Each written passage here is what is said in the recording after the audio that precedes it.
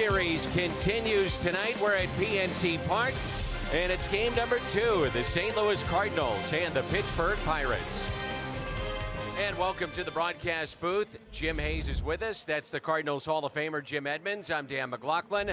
Delighted to have you with us as we get you set for game number 2. This guy is in the Cardinals Hall of Fame.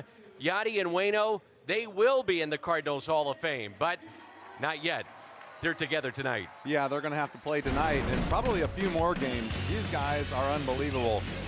I was looking at this stat right here and see that they're 8th in Major League Baseball history. I would love to see the 7 guys or groups ahead of them because I can't think of another duo has been as long together as these guys have, and we've all watched them. A lot of years, a lot of time, some special memories, and 2 great guys. And a lot of winning, and that has been the case for Adam Wainwright, especially down the stretch.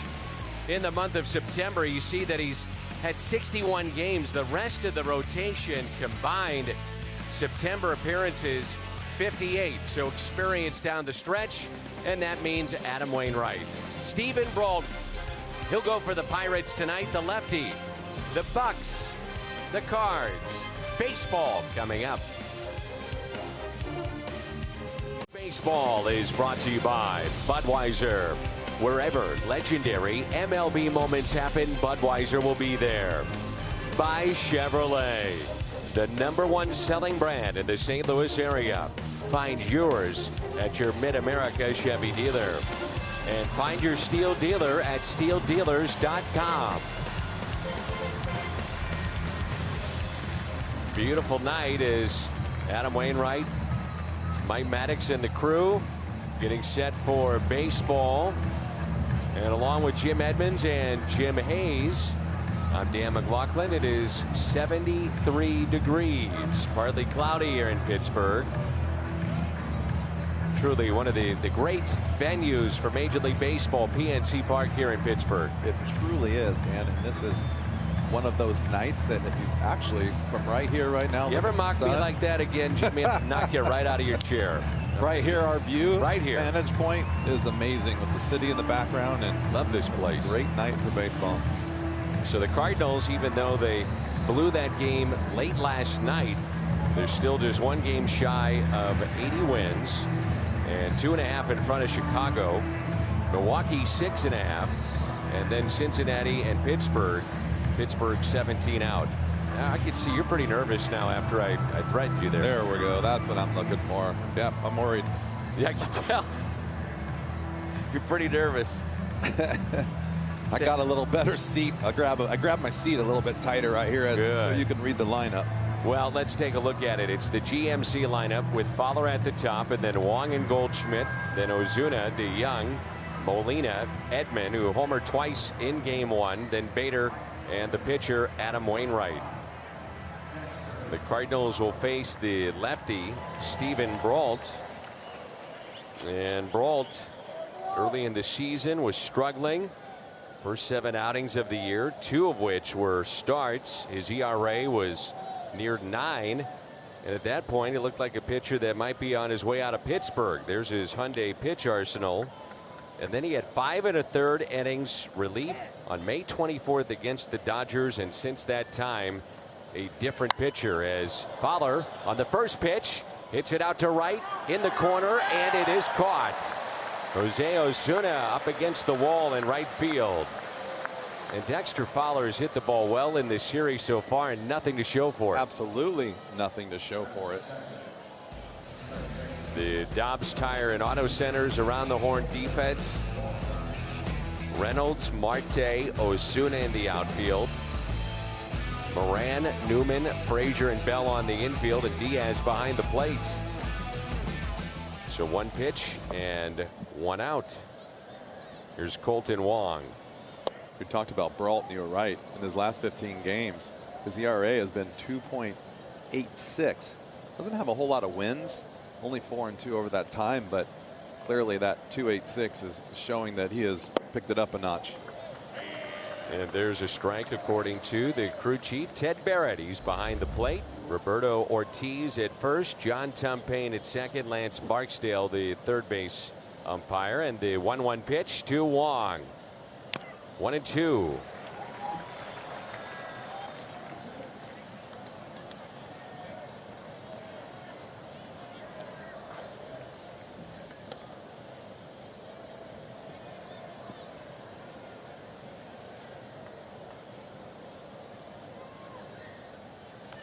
Wong has been very good on the road. That's a foul ball. He's hit safely in every game this year at PNC Park. By the way, the Cardinals have only lost one game this year away from Busch at PNC, and that was last night. And Colton on the road, 4th in the National League in average. Little check swing and a foul ball.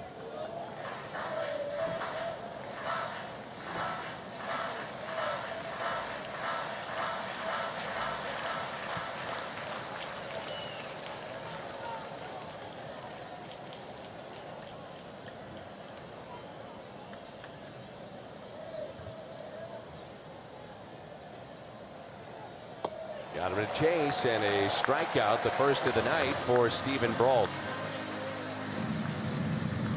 And it brings in Goldschmidt. 4 for 9, couple of home runs against Brault. AARP take on today. AARP real possibilities. Very good numbers against this lefty. Paul Goldschmidt.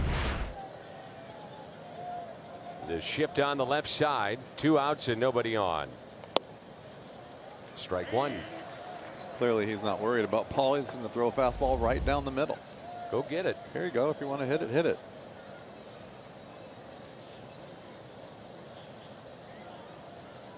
And the 0-1 pitch inside. Brault's most impressive outing yet this year came this past Sunday. And it happened at Coors Field. Tough place to pitch at. 6 1/3 innings of work. And that's outside.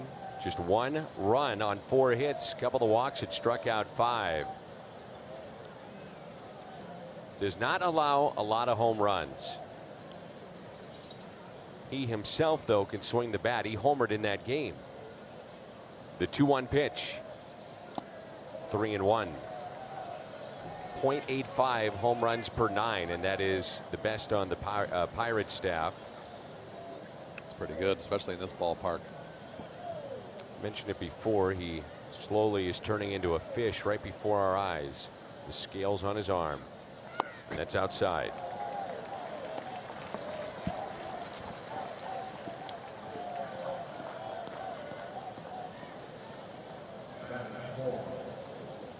What are you shaking your head at? I was just admiring the scales. Thought maybe that you were insinuating he just kind of climbed right out of the river and jumped over the fence and started pitching. Right out of the Allegheny to the pitching rubber. Wowee. So 2-out walk. And here is Marcell Ozuna. Goldschmidt with 2 stolen bases this year. That's it. And the first pitch, a fastball and a strike. Pumping heaters. So you see that early on, Jimmy. That becomes, you know what? Be ready early. Be ready to hit. But you know what's going to happen is he's going to go through the lineup first time through, throw a lot of heaters, and then if you don't react right away, then he can change it up. And that's pitching. Exactly. Probably what he's been doing. He's been making a serious effort to buckle down, and like I said, those last 15 games he's done a nice job. Ozuna in a little bit of a rut right now. 2 for his last 34 with 1 extra base hit. And that was the home run that he hit into Big Ackland in St. Louis against San Francisco. Finds himself in the hole. 0-2. Fights it off, and it stays that way. No balls and 2 strikes. A little tilt to that fastball, a little sneaky. Ball jumps on the hitters. And just when you start to speed up a little bit, that slider comes like he did to Colton Wong, and tough to pick up. But you're right. I feel like he's gotten a little more scaly since the last time we saw him. Agreed. Remember it on one arm, but not on both. He's had 15 pitches, and 11 have been fastballs. The 0-2 pitch. That'll get away and put Ozuna at 1-2 and Goldschmidt in scoring position. Brault threw 9 straight fastballs to start the game in his last start, and then add 60 more to that. His first inning was 9 pitches, and then 60 fastballs after that. So get ready for the fastball tonight.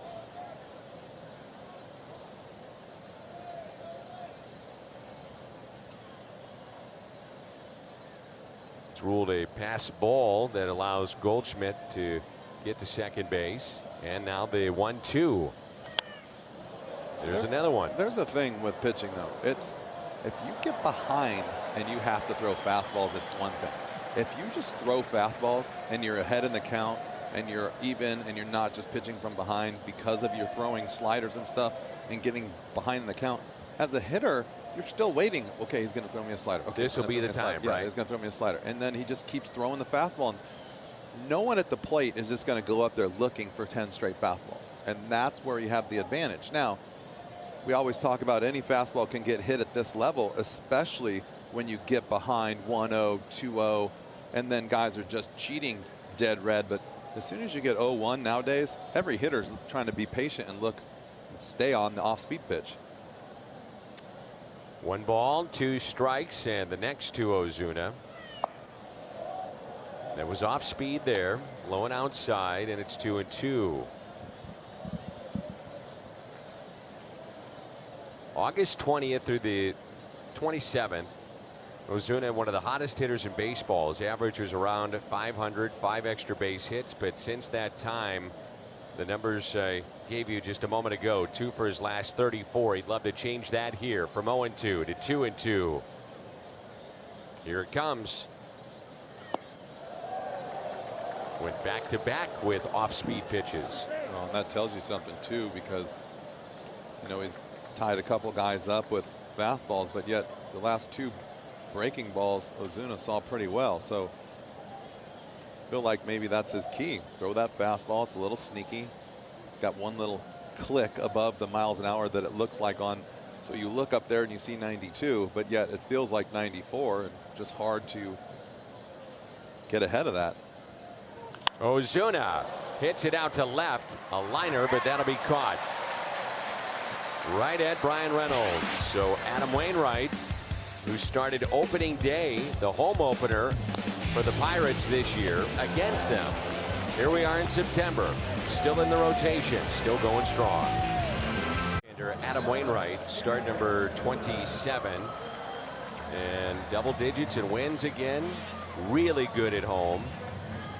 Love to be like that on the road. It's been a tale of 2 different Adams, home and road. His Hyundai pitch arsenal. You know the curveball is going to be thrown a bunch more than likely, but see what he can do away from Busch Stadium. Yeah, I mean, it's pretty obvious that he's had a little bit of trouble, but he's been in a lot of games and just haven't got run support at certain times. Maybe giving up that one big run or big hit at certain times, and he's obviously, everyone goes through up and downs during the course of the season. And I feel like he's kind of hitting a stride again right now. Like he's kind of figured everything out all over again. Really good with his mechanics lately. See if he can't continue that. Strike to the shortstop, Kevin Newman.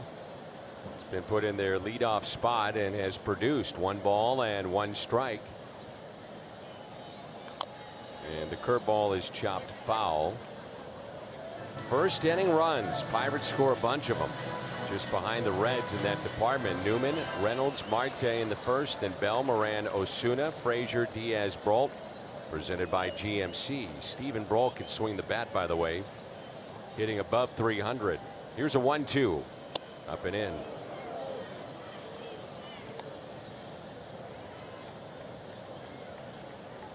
You can see the yellow being worn by both teams.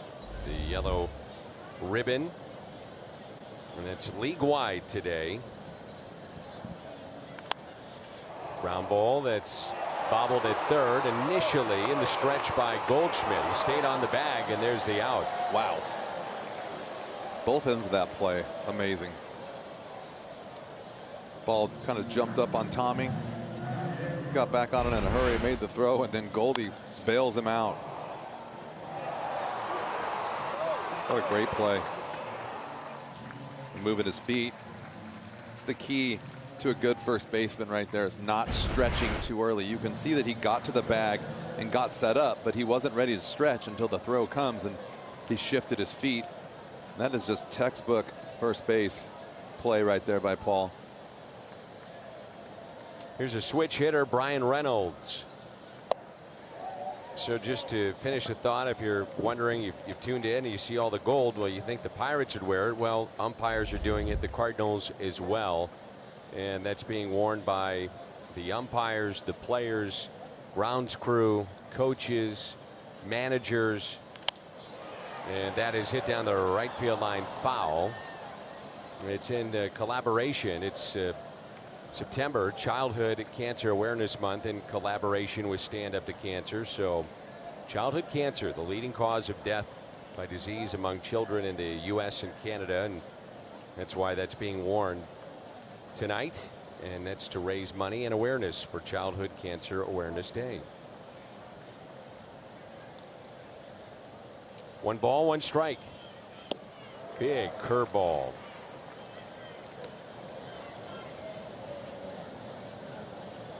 Pretty nice curveball right here. I'd like to see it a little bit lower where it finishes, but wowee. A lot of break on that ball. Here's a 1-2. Reynolds has had an outstanding rookie campaign, and if not for Pete Alonso or maybe Fernando Tatis, maybe even Dakota Hudson, he'd be the rookie of the year in the National League.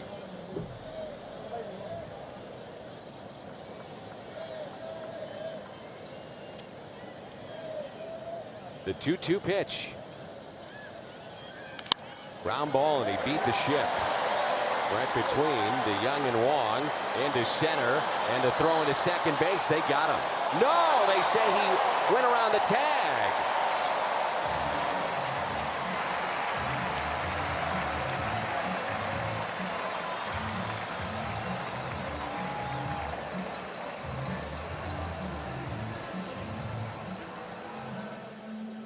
You can see Adam asking DeYoung, did you get him? It's a nice play right here. This is a ground ball right at the second baseman where he should be standing. Just tagged him a little high. Good. Ooh, man, that's close. Boy, I don't know. Yeah, the Cardinals not going to overturn something this close, but you never know. Might get a better look here. Oh, got him. Oh, man. Well, that's close. With that ball that's going to bounce a little awkward, kind of got Paul on his heels a little bit. Nice throw by Dexter. That's a great play by Dexter. Just think about what I just said. That's a ground ball to the second baseman. So as an outfielder, you're like, oh, I'm going to go get this ball, or I shouldn't have to go get this ball, but you do. And then all of a sudden you look up, you're running after the ball. The guy's running for a double, which is normally a routine ground ball. Dexter made a great throw. Look at this right here. Kind of dead in the middle of both of them. They're both kind of looking at each other like, what are we doing here? And then all of a sudden, strike. See how he took that throw, though? That makes me think that maybe he was going a little off balance. I'd say he's out. Yeah, I would that say angle he's out right too. there. That's the only angle I felt I could be convinced that he was out and overturn it. Nice throw. Yeah. So that'll be an outfield assist and the 8th of the year for Dexter Fowler after the base hit by Reynolds. Cardinals defense around the horn is presented by Dobbs Tire and Auto Centers. Ozuna, Bader, Fowler in the outfield. Edman, DeYoung, Wong, and Goldschmidt on the infield. Yadier Molina is behind the plate. Brings in Starling Marte.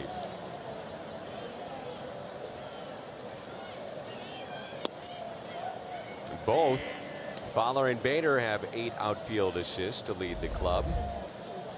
It's been a career year, by the way, for the man at the plate, Starling Marte. Terrific campaign. 23 home runs, 25 steals. And that's a fair ball. Played off the sidewall and past Fowler. That'll be 3 for sure.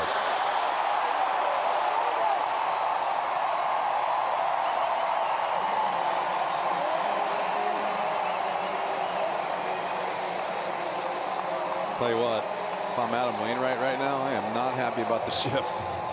That ball is straight up first base right there. Another ground ball. Giving up 2 hits on 2 routine ground balls, basically. That ball just snuck past Dexter. That's a tough play right there. If this ball hits the wall, it usually shoots out straight out and not bouncing into the corner. If it misses the wall, it rolls all the way down in the corner. He's basically in no man's land. See how quickly you can go from the hero to the GOAT and didn't even do anything wrong.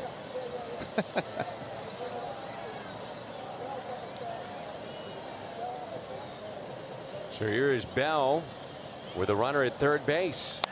And strike 1. What makes this game so hard sometimes is most people watching that think Dexter did something wrong, and all he did was try to get over there and get prepared to take the ball off the wall, depending on which way it's going to go, and you just never know the way it's going to bounce. Sometimes you can do everything right, everything goes wrong. Way out in front and yanked foul. Bell comes into play tonight, hitting .338 with runners in scoring position. And good numbers against the Cardinal right-hander. Lifetime 6 for 18 with a home run against Adam Wainwright.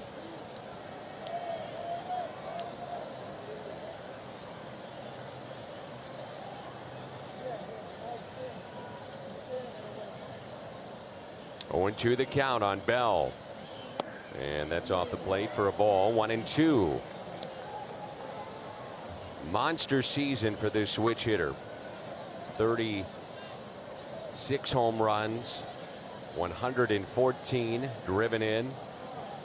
Comes in batting .280. Shift on the right side.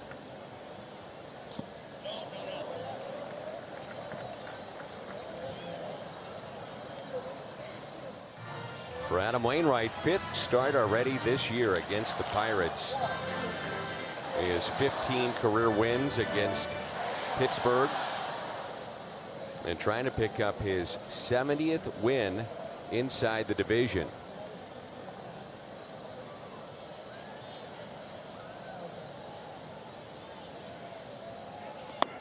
Pitch.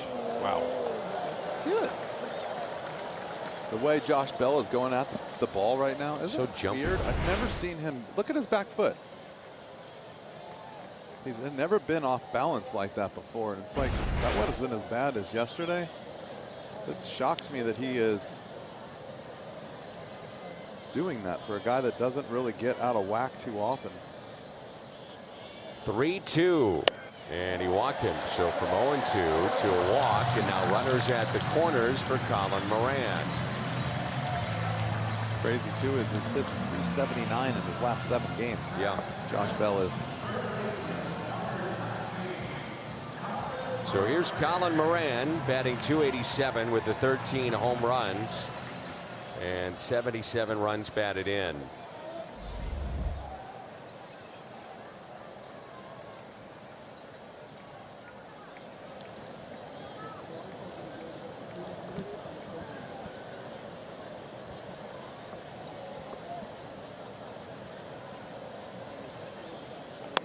Outside, no, it's a strike.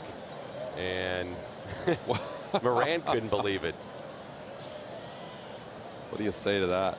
You look back and you say, you didn't have that outside. He said, no, good pitch. Wow. Good pitch. Moran is 5 for 11 with a home run against Adam Wainwright.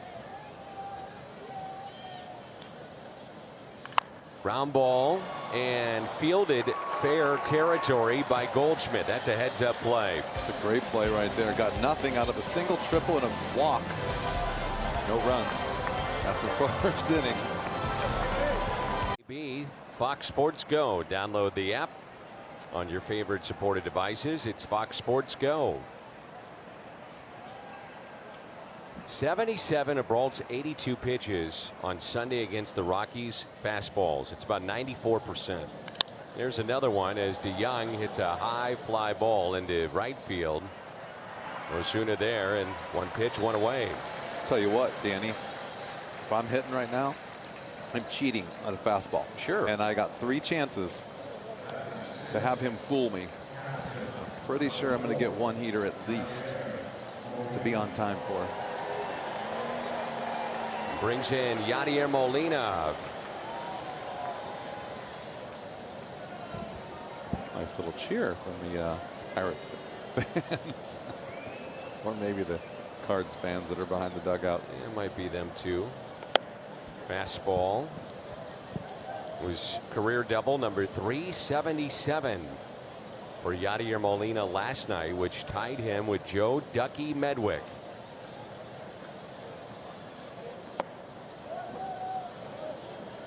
The nickname Ducky, short for Ducky Wucky.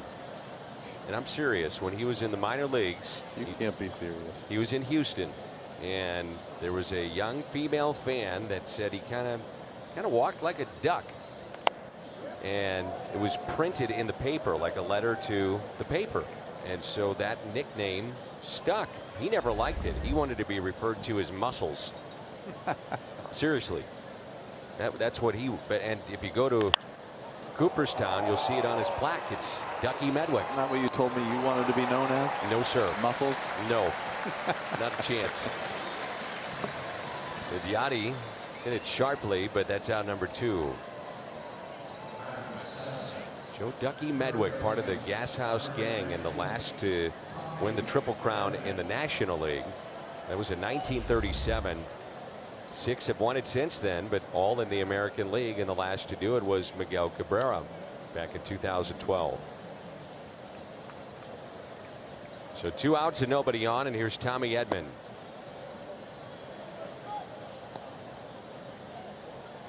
I think you would have fit in well with the Gas House gang. Would have loved it. Been fun, wouldn't it? Yep. Especially sliding in that soft infield instead of this hard stuff we play on now. My partner Jim Edmonds, when he sees a certain guy, and we're off the air, and he's just a kind of a hard-nosed guy and a little rough around the edges, but man, he plays every day and plays hard. You always say, that's a gamer. That guy's a gamer. Chris Duncan. Chris Duncan, gamer. Edman hit by the pitch. Thought you did a very nice job and a beautiful tribute to Chris on our pregame show. Well, thank you. It's well done, well said. It's really easy to speak about something that the truth comes out so easily. He was, in all aspects of the word, a gamer. I love that Brad was talking about how hard he slid into second base, and it was just one of those things that he just growing up around his dad, everything he did was full speed, and you don't get that very often anymore in this day and age, and especially back then it was hard to do. So my hat's always off to him and the Duncan family, especially to his dad, for raising those boys the right way. And Chris played the game the right way, and he was a great friend and teammate. We saw that Bader drew a walk last night and then scored from first base on a ball that was an extra base hit. 17 games since his return from Memphis, 10 walks, 12 strikeouts. The 8 games prior to going to Memphis, he had no walks and 7 strikeouts. So big difference.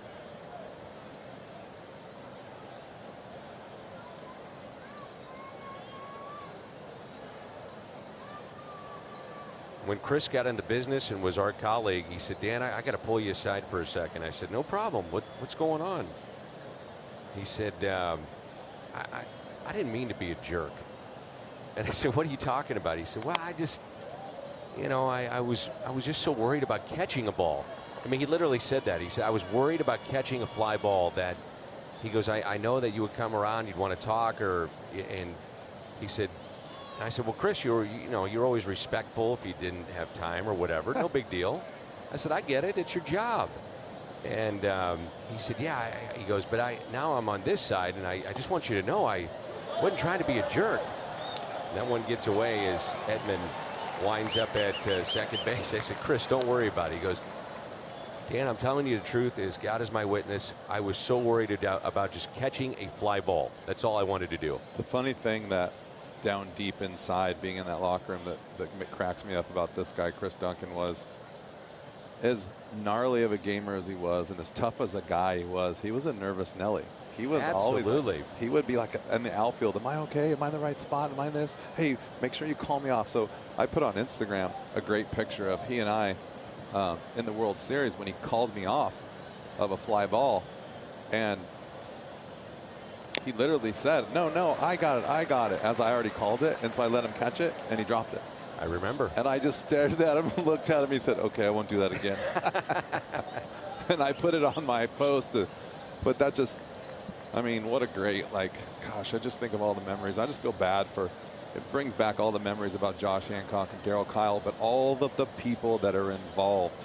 Chris is gone, and all the people that are around still are the ones that suffer through a loss of a great person like that. Will be missed. Her colleague, always a part of the Cardinal family, the Duncan family, and our thoughts with them. Dave, Shelley, his wife, Chris's wife. Chris Duncan will be missed. Download it, and you can see all the stats, the highlights. Follow Cardinals baseball, MLB at bat. Let's check in with Jim. 2 homers last night, 7 homers on the season. Some may be surprised by Tommy Edman's power, but not Tommy. An increase in power, I know I had a little help on that, was one of the goals in the offseason that Tommy said he was trying to change his swing to enhance that power. Tommy told me it's about being in the hitting zone longer. In years past, my swing had been in and out of the zone too quickly. There wasn't much margin for error to barrel the ball. Tommy told me he now finishes his swing toward center field. In the past, he would finish it toward right or left, depending on which side he was hitting from. Dan, it's about time in the hitting zone for Tommy. I'll bet you Jim Edmonds understands that better than I do. Or anybody else, but here is Osuna. But I thought that was a good report, though. Well, I know you enjoy being around Tommy Edman, working with him too. Well, I think he's a great player. I really do. I think that I always thought once I saw him this spring that his size was going to keep him from being a superstar in this league because people won't give him a chance. And I'm so glad that he got up here and is now showing everyone that he can play. Birthday wishes go out to a Cardinals Hall of Famer today. You ready? I am ready. You have me stumped already. Number 44, Izzy. Oh, yes. I forgot about that. Happy birthday, Izzy. Happy birthday, old feller. Turns 36 again. That pitch taken low by Adam Frazier. Not a bad month or a couple of weeks here for Izzy. Cardinals Hall of Fame. Have a birthday. Pretty good. Loved his speech, he and Scott Rowland, and congratulations, Izzy. Hall of Famer, red jacket. I know it's a thrill for a kid from Brighton, Illinois. Frazier batting .281 with 9 home runs, and he's driven in 44.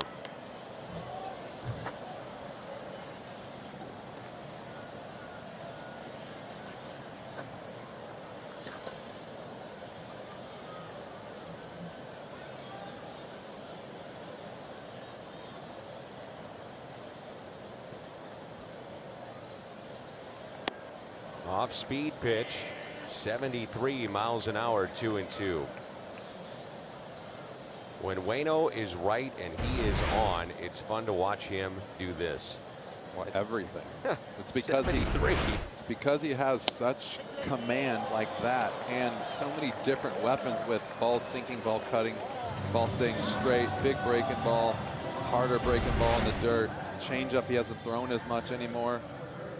That's just a good pitch right there. Might be a little off the corner, but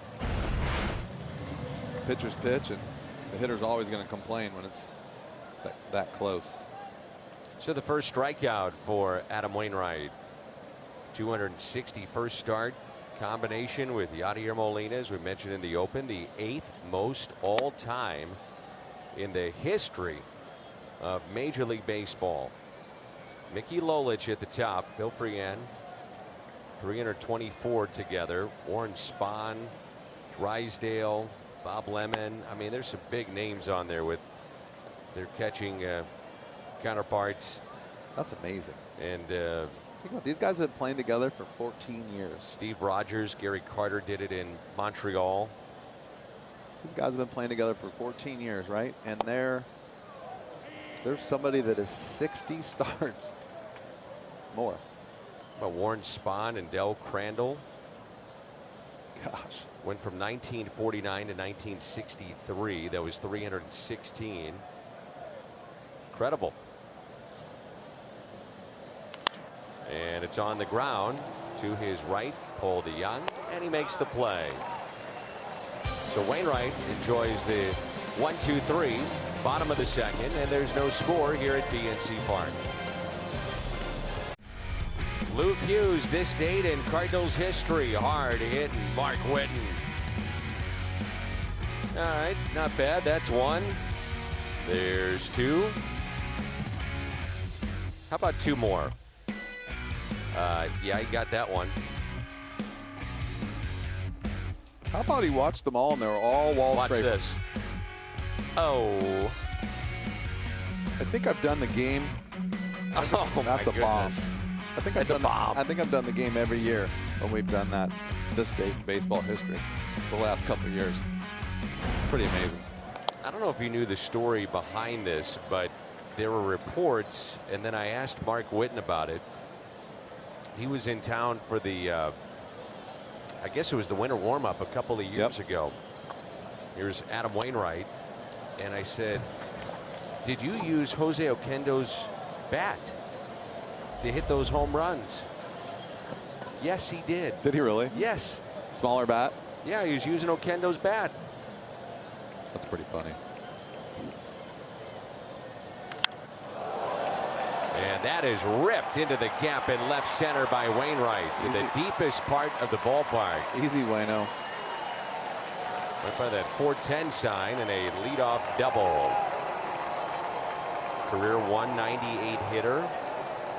And adds to closing in now on 200 career hits. He leads all active pitchers in hits. He's been out there the longest. Wow, look at that. 280 hitter in his career against the Pirates. They should stop pitching to him. It's a pretty good swing right there. Fastball up and out over the zone. So here's Dexter Fowler. Swung at the first pitch of the game and hit it to the corner and right, and a nice play by Jose Osuna to make the catch.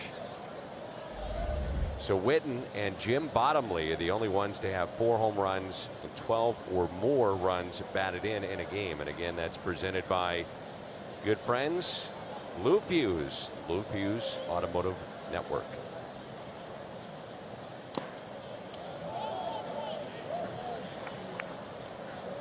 See what I'm talking about first time around. A lot of fastballs. What we've got right here. Guy in scoring position. Second time around. 2 breaking balls so far.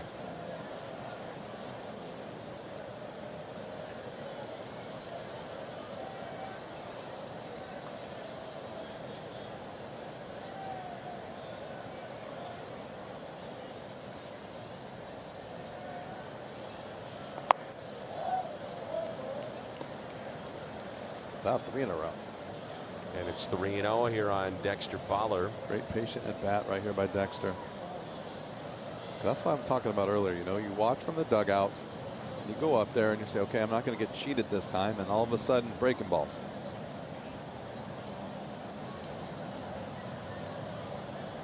The 3-0 pitch. Ripped into center field. Wainwright coming around and coming around. Coming around to score, and it's 1-0. Come on, Waino. Tell you what, who's the best 3-0 hitter in this team? The guy at first base. Every time. I can only remember one time him not hitting the ball hard. He's got such great top hand, but when he's on time, he doesn't miss stuff. He's a great job of hitting right here. Straight up the middle, not trying to do too much, but really being aggressive at the same time. Come on, Waino.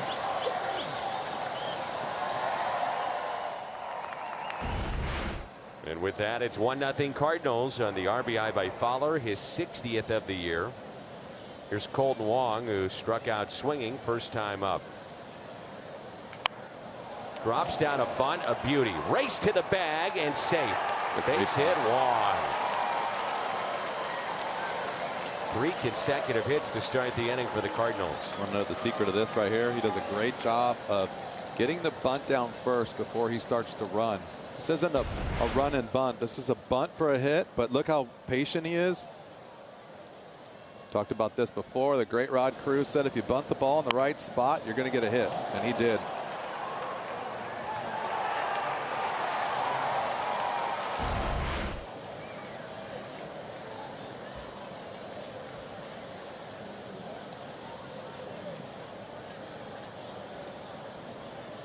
Wong's 9th bunt single of the year and his 18th infield hit.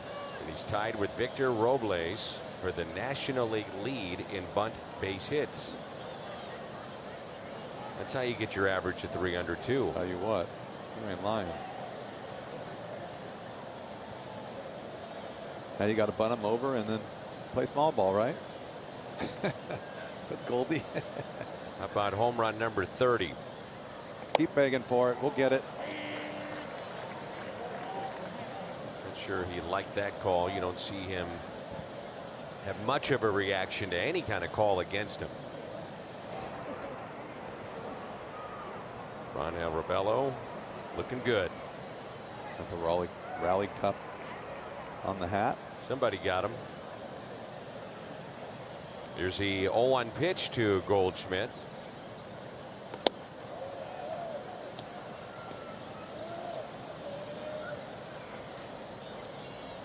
You got Fowler at second base, Wong at first.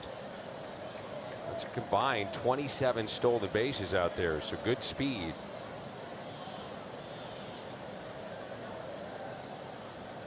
Well, he's allowed 8 stolen bases in 9 attempts.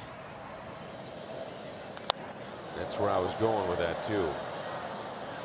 Mike Schilt, you know, I mean, he's at times unconventional about it. They haven't been running as much as of late. Have you noticed that a little bit? I thought the key last Saturday was Jose Martinez down by 2 runs, 2 outs, and Bader at the plate stealing second base, and Bader drove him in to make it 3-2. I mean, I don't think anybody in the ballpark thought he was going to steal, and it set up a comeback win. Got to count in their favor and maybe times on their favor. It took a chance. There it is, just 4 back of the Nationals in stolen bases. The Cardinals with 96. Just want to borrow a little bit of that energy. Just a little. Here's a 1-2 pitch. Goldschmidt breaks his bat, hit down the third base line, but yanked foul. I'm going to throw this one at you, Jimmy. I'm curious what you think, but see if I can catch it. So this is the anniversary, the date that Kenny Boyer passed away, one of the great Cardinals ever, the captain. Do you think there should be captains in baseball? Should somebody be wearing a C on every team? I don't know. I'm indifferent. I think it's, you know what, I just go with old school baseball, that there's never really been a C on anyone's, except for maybe a few here and there, but I think that's a big hockey thing. And I bring it up because I hear more and more about Goldschmidt being such an influence in the clubhouse, away from cameras, away from media. I don't think you need a C, though. I really don't. I think baseball is so everyday, and you could be out for a while. Are you going to put an A on some jerseys then? You know, I think that what they do behind the scenes is more important than making everybody aware of it. Cardinals retired Kenny Boyer's number, and they went against tradition at that time of not being a member of baseball's Hall of Fame, but yet retiring his number. Did you say something about number 30? You're sensing it.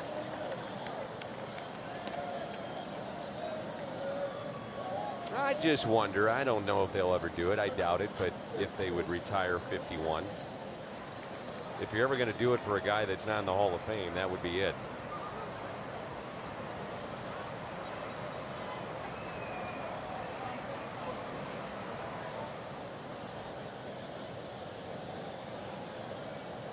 2-2 the count. And the next two, Paul Goldschmidt. Off the plate, 3-2. See if they want to start the runners here. Nobody out, 3-2 the count. Goldschmidt will strike out his fair share. Something to keep in mind if you start the runners. I think he's got a pretty. I don't think you start him here with nobody out. With one out, yes. Yeah, even with Goldie hitting, Yeah. I don't think he's going to strike out too much against a guy like this, but don't take the chance of the line drive here, especially when you got a chance to score some more runs. 3-2 pitch. Hits it a mile high, and it is on the infield. The center fielder, Marte, never even saw it. And the catch made by Kevin Newman. College Night is coming up, presented by WGU Missouri. You'll receive that shirt. Take that home. Cardinals.com/theme. Is that the shirt you wore in college? That's college. That's college attire. I like it. You got it. Little flannel. Why not? Marcelo Zuna lined out to left. And that'll be a balk on Brault. He knew it. No argument. Runners at second and third with one out.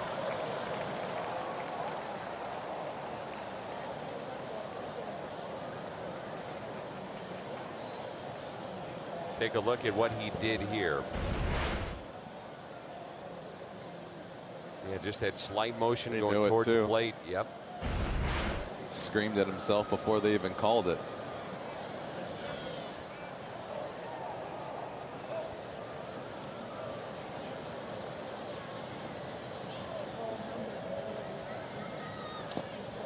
It's kept in front by Elias Diaz. Wainwright, by the way, has received the 12th lowest run support in the National League. Cardinals trying to change that here tonight. He helped his own cause, starting this inning with a leadoff double to left center. Fowler, 3-0 pitch, swinging, base hit to center to drive him in. And the 1-0. Ozuna, right center, goodbye. A rocket. Oh my.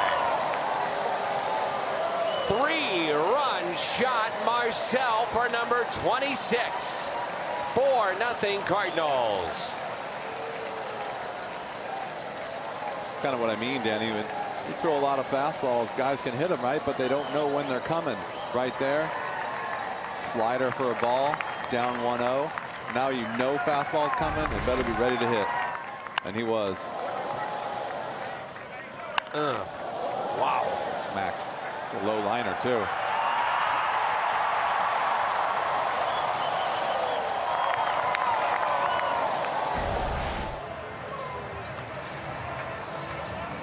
Having a little fun. Gotta love it. Ozuna now is driven in 81. His 26th home run. Like a high school football team in there right now. There's 50 guys in there. I'll tell you what, Jimmy, you and I went to the clubhouse after the game yesterday, and I was visiting at the team hotel with some personnel of the club. And I said, I'll tell you what, you could hear a pin drop in that clubhouse after the game. And they indicated to me, they said, Dan, you ought to see it. This team can smell it. They can sense it. There's a feeling that we can do this. We can get in, and we let one get away. And that's what you want. That's a good thing. That pitch, a strike to DeYoung, a little bit low, but goes against him. Well, I think this team has come together so much over the last couple months, and like you said, guys are kind of getting more comfortable. You see some guys scatter down there. I think that they're playing together a little bit more, and I think you're right. I think they smell it, and I think they know who's going to be out there every day, who they can count on. They have a lot of fun. It's a good group. lot of guys down there right now. DeYoung squirts one up the first base line, and Bell, you could see that coming. He is not the swiftest or niftiest around the bag, and he's improved, but that'll be an error on Bell, and that'll be his 13th of the year. Correct me if I'm wrong, but it's not the third ball that DeYoung's hit like that in the last week. Yes, and the one came back in fair territory. Squibbed off the end of the bat.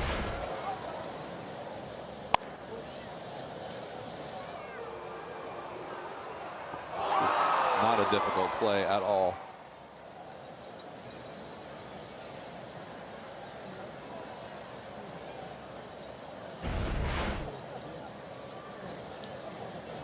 Well, you start to see what we talked about the other day, right? You get these teams that are out of it, you get on them, and all of a sudden they lose focus, and then you start to put it on them. And the check swing, but a strike on Yadier Molina.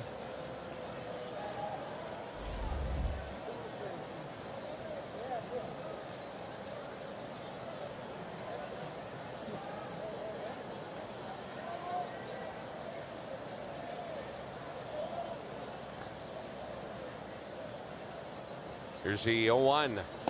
Now 0-2. Good change up.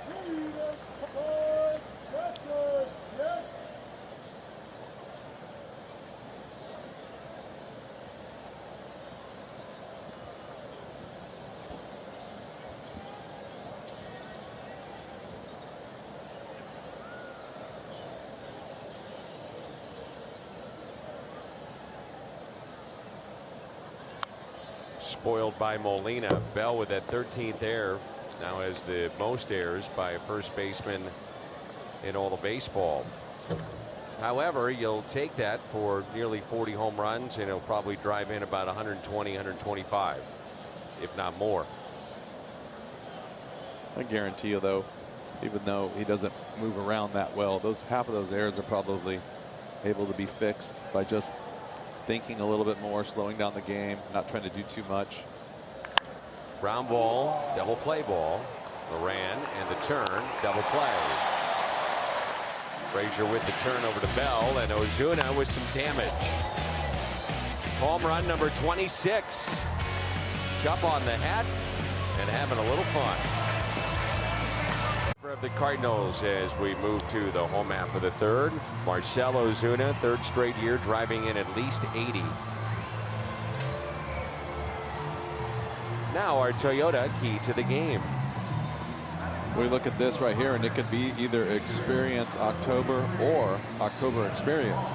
And that is, especially these two guys between Adam and Yadi, kind of leading this group towards the end of this season and getting them into October. That's what it's all about, just getting in there. Just get in, and anything can happen. And there's a strike to Stephen Brault. He could swing the bat. 303 the average, 1 home run. That home run was hit on Sunday, and he's driven in 2. And a little chopper. Goldie, flip to Waino, and the out. And now a quick word from Great Southern Bank. Oh, break time. I'll check my balance. And I'll call Mom. Mom! Hi! Okay, gotta go. So Wainwright and Molina, here they are again in modern day age of sports, which I think is the most impressive thing about the two, is that free agency has come for both of them a few times, and they've stayed in one place, and that's hard to do. It's hard to keep two iconic figures together.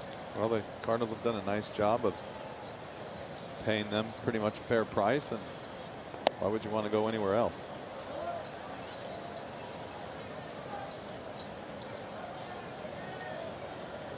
I don't think I've ever asked you this. If Albert Pujols re-signs with St. Louis, are these two together tonight? I don't know. It's a tough question. That'd be a question for Mondays with Mo. Not sure Mo wants to go down that road. I mean, it's an honest question, though. Sure. And it's interesting to hear or see what people say, because to me, I think if Albert stays here, I don't think he gets as much money as he did in Anaheim, and that thus maybe these two guys take a little less to keep that group together. Maybe you don't go out there and sign a couple of guys in the bullpen for extra money. Your offense is going to be better than it was or than it is now, barring injury and guys that you know, maybe had to try and keep. But yeah, it'd be an interesting scenario to listen to. Definitely has a trickle-down effect. Oh, for sure. You know, Michael Wacha is not picked up. Scotty is not a compensation pick, which were the two players that they picked up for that. Michael Wacha becomes a MVP of a National League Championship Series. Carlos Beltran probably does not come to St. Louis. I don't know. I mean, just kind of fun to think about what might have happened either way. And who would have known that the TV revenues were going to explode how they have over the last few years. A lot of interesting things have happened in the last 5 or 6 years. Changed the game a lot. Game has changed more on the field in the last 5 years than in the last 100, probably. There's Brian Reynolds, who tried to stretch a single into a double and was thrown out by Dexter Fowler. Initially ruled safe at second base, and the Cardinals challenged and won that challenge. Call was overturned.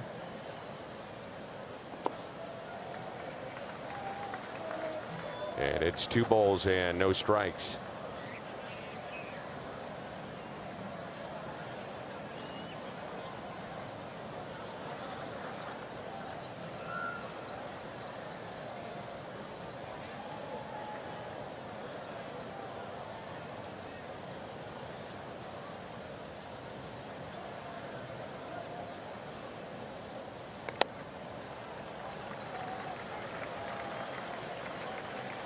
Three and 0, and now Molina calls time and gets a new baseball.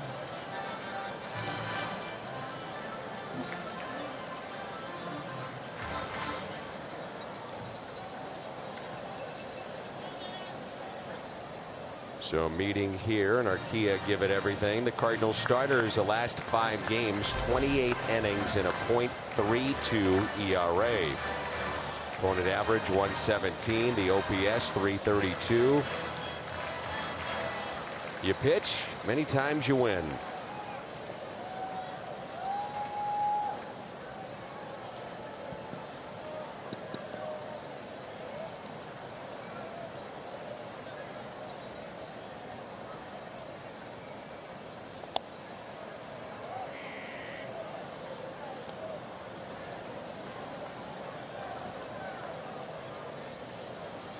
Three and 1 the count.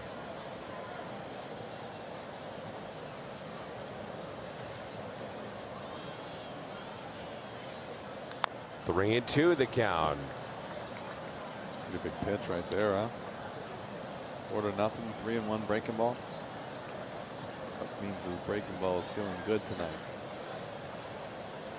Or he's got command of it, one of the two. Never throw that pitch. Situation when you're up by 4 with 1 guy on and 1 out.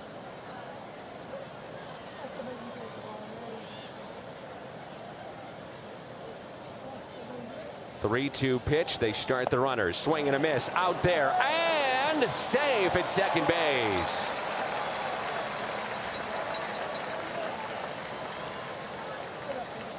Boy, initially I thought they got him. It'll be a stolen base for he got a good Kevin Newman. Kevin Newman got a good jump. That was really close. That's his 14th. Yep, he's in there. Getting closer than that. That ball is maybe down 2 feet lower. He's out. It's about as high as a ball that I've seen Yachty throw in a while. But Kevin Newman got a good jump. It was a breaking ball. Tough to kind of stay put together when you're the catcher trying to do all the things that you're supposed to do and receive a breaking ball for a strike. So the second strikeout for Adam Wainwright. First stolen base allowed since the Cardinals were at Milwaukee. and only the second since Yadier Molina returned from the IL. That's it. Oh, he returned August 13th. That's as much to Yadi's credit as it is this pitching staff doing a good job with the running game. Jimmy, they've thrown since Yadi returned 6 shutouts with him behind the plate. He has caught 152, which is 4th all time in the history of baseball. Next up, Carlton Fisk.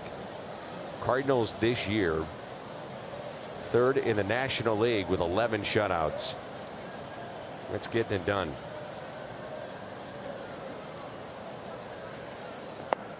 Off the plate and a little bit low. 2 balls and 1 strike on Marte, who tripled off the sidewall in right field.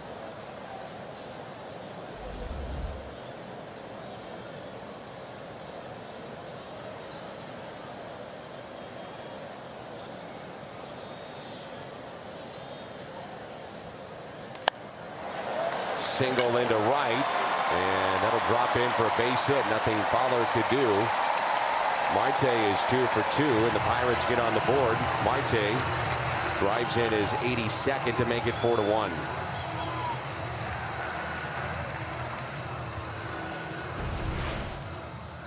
Pretty good pitch right here, but this is what Marte does really well. Stays on the ball.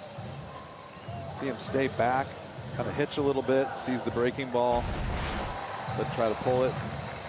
Little soft serve ice cream to right center field.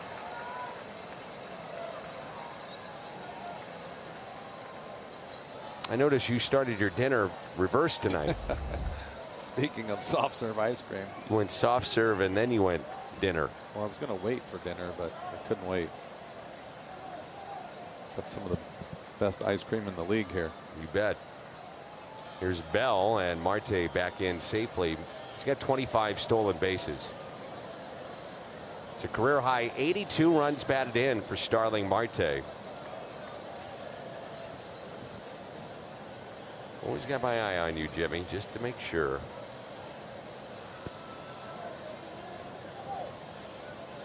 You hear me? Yes, sir. Okay. Into the shift. Wong settles and makes the play. So the 2-out single to right by Starling Marte to score Newman. And it's 4-1 St. Louis. 4-1, 4 hits aside. Redbirds on top. The Indeed a player resume. Tommy Edman, the last 30 games, so basically a month. 325, 14 extra base hits. He popped 2 home runs last night. Scored 23, 17 strikeouts. Batting .357 against the Pirates to begin his big league career, and takes a ball to start inning number 4. Hit by a pitch in the 2nd inning. And then left stranded. So it's Edman here, then Bader and Wainwright. Hit to 3rd. Moran, 1 out. Cardinals have a 3-run homer hit by Marcell Ozuna. They made it 4-0, and Pirates came back with a run of their own. They're currently 104 players with 20 or more home runs right now in Major League Baseball.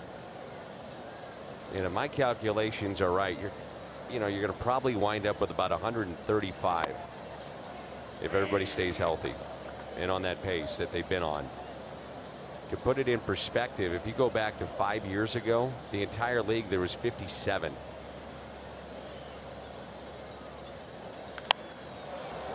Ball jumping off the bat of Bader, but he lines it to left.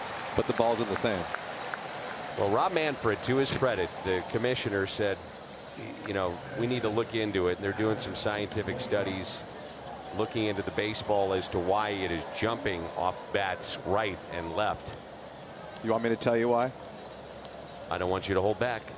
They're harder now than they were 5 years ago. You think so? Undoubtedly. Yep. Breaking news.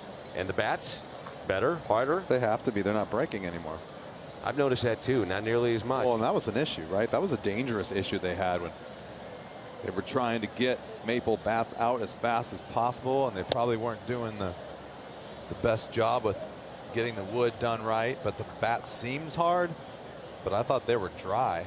And I don't know if they have to dry them to get them hard, to get them ready to play, but they were shattering and going everywhere. I mean, they were dangerous on the field and in the stands. That's where I had the problem, is that you had the player or the fan in the front was getting, I mean, they were in trouble. Daggers with thrown at them. The maple bats, scary. Yeah. But I have noticed that this is the same bats. The maple bats are the ones everyone's still using. And it's really seemed like it's cut down a lot, though, what you're talking about. And that's where I noticed the bats. Well, I think the ball is hard anyway. They don't break anymore at all. Right. I mean, they break, but they don't shatter. Goldschmidt hit a ball earlier today, and it broke his bat, and it didn't fall apart. But they used to go flying everywhere. And Albert was playing. I'd say, "Did you hit that ball in the barrel?" And he said, "Yes." And I said, "I will never use one of those maple bats as long as that's going on." Some of the news around Major League Baseball keeping you connected in the game. The Braves have won 8 straight, lead the East by 8 over the Nats.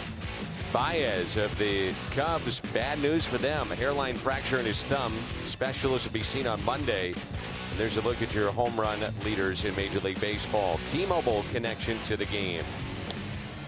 There's Colton Wong, and where is our good buddy Jim Hayes? Jimmy.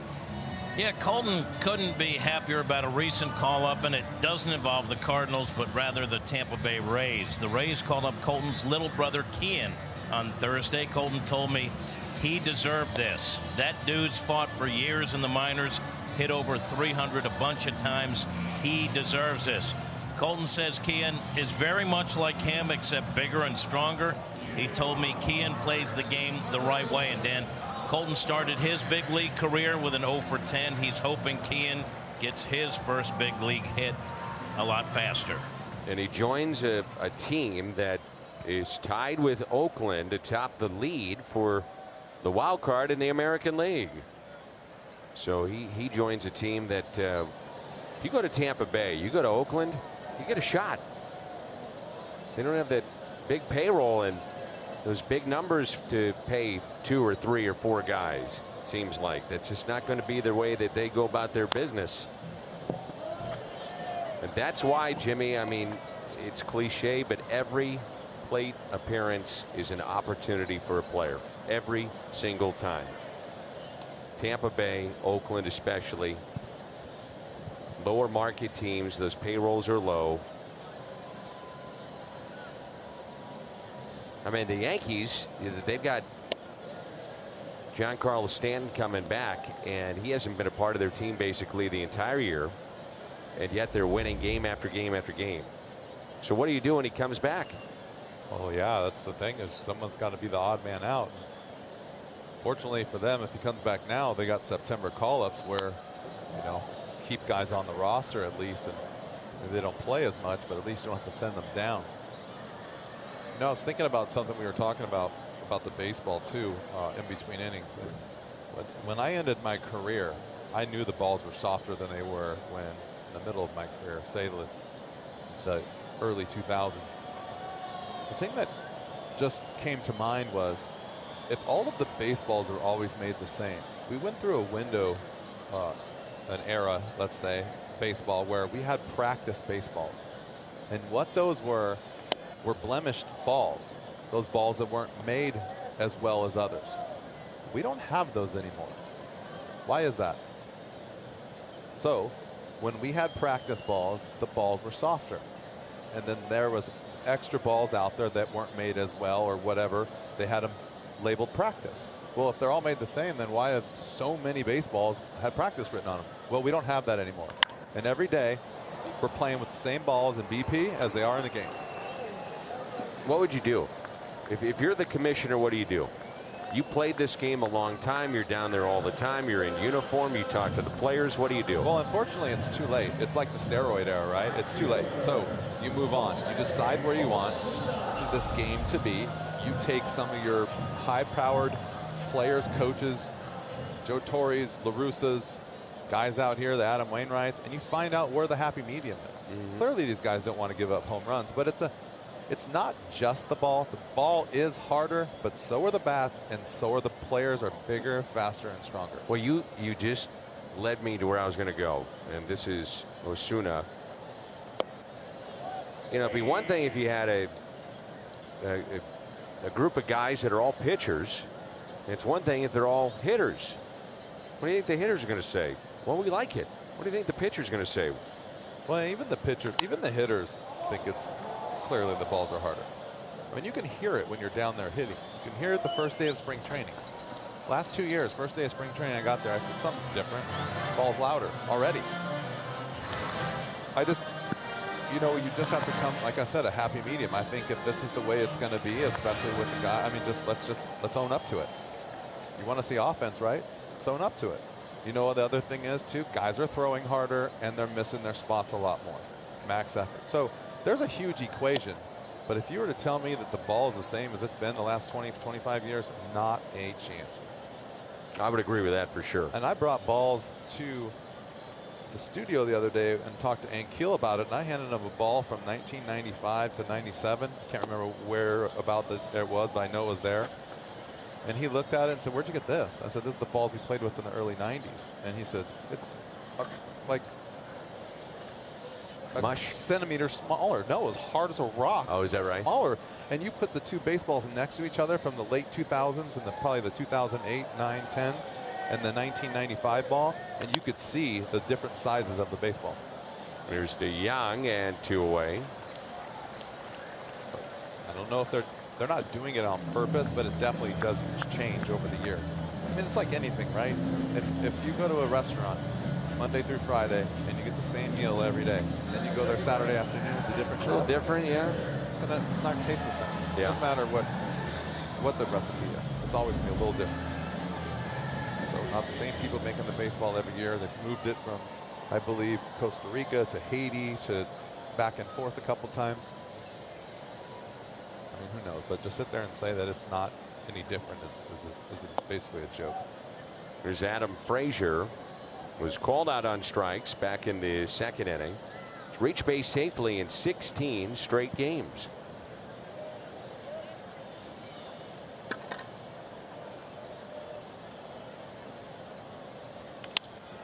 Broken bat, shallow right, and a base hit.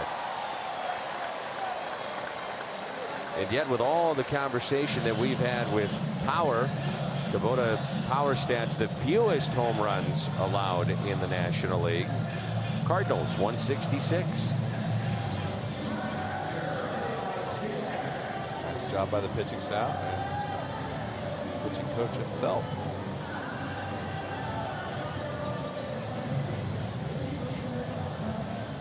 Elias Diaz, the 8th place hitter, grounded to short. And he's 0 for 1. It was the 5th base hit for the Pirates tonight. Wainwright has struck out 2, walked 1, 5 hits allowed, 1 run.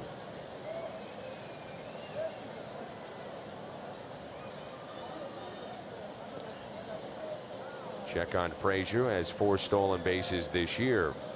Cardinals starting play tonight, 2.5 in front of Chicago, 6.5 in front of Milwaukee. Cubs midway through their game, a 1-0 lead at Miller Park. It could be without Baez for who knows how long. That is a huge loss potentially for them. He's got to be easily one of their best players, if not the best. Craig Kimbrell also, for those that missed it, went on the IL with an elbow issue. Boy, I tell you what, if you see that, you see what happened with the Cardinals last year and trying to sign a closer late with no spring training. Those days might be ending soon. Spring training matters for pitchers for sure. Well, I think the one thing that you can never count on is how much work an individual puts in on his own. Because you get a lot of guys come to camp, believe it or not, still to this day, not in shape. Really? You think so? I know so. Whether it be an arm, a leg, conditioning, there's so much. Whether a guy that comes from, say, the north or somewhere where it rains a lot, doesn't get outside and runs, doesn't throw long toss enough, maybe a pitcher that just doesn't work off the mound until he gets to spring training. can't really count. Even though most of the guys do their work, you really can't count on guys to do everything on their own. And then it still is a different thing when you get, it's a different monster when you get to spring training and actually start getting into baseball rhythm and shape. You can never push yourself hard enough. I feel like in the off season that you will get game speed. It's almost impossible.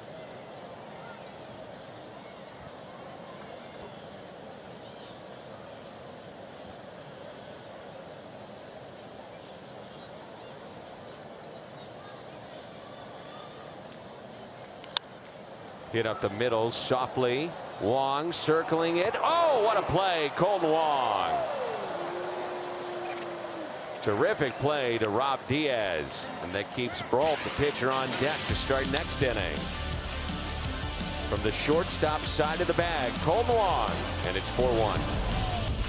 By Hurricane Dorian by visiting redcross.org, calling 1-800-RED-CROSS or texting Dorian to 90999 to make a $10 donation.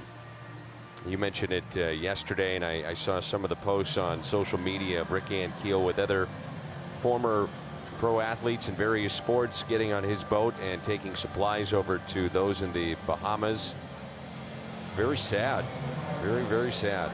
And well done by Rick and many of those down there to help out. Saw Dustin Johnson getting into the act, even though he just had surgery, loading up their boat.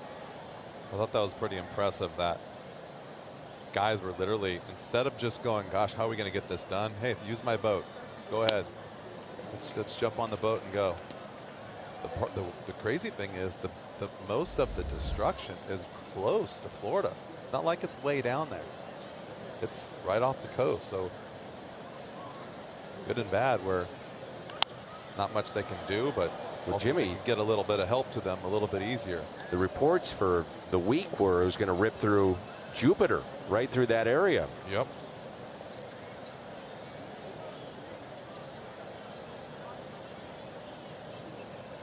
Nothing at 2 the count here on Dexter Fowler, who is 1 for 2. Singled and an RBI and a 3-0 pitch his first time up, and grounds it back to Brault. He'll step and throw. And that's the first out here in the 5th inning.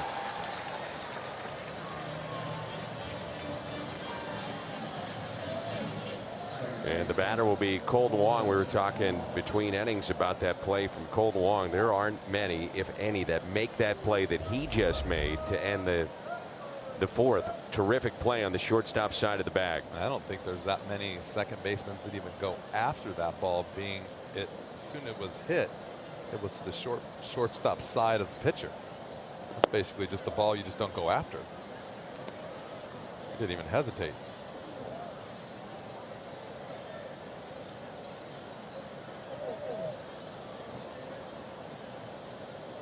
Here's a 1-0 pitch. He bunted his way on last time up.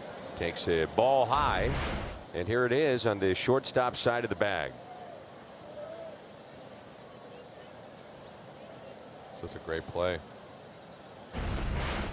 Nothing need to be said.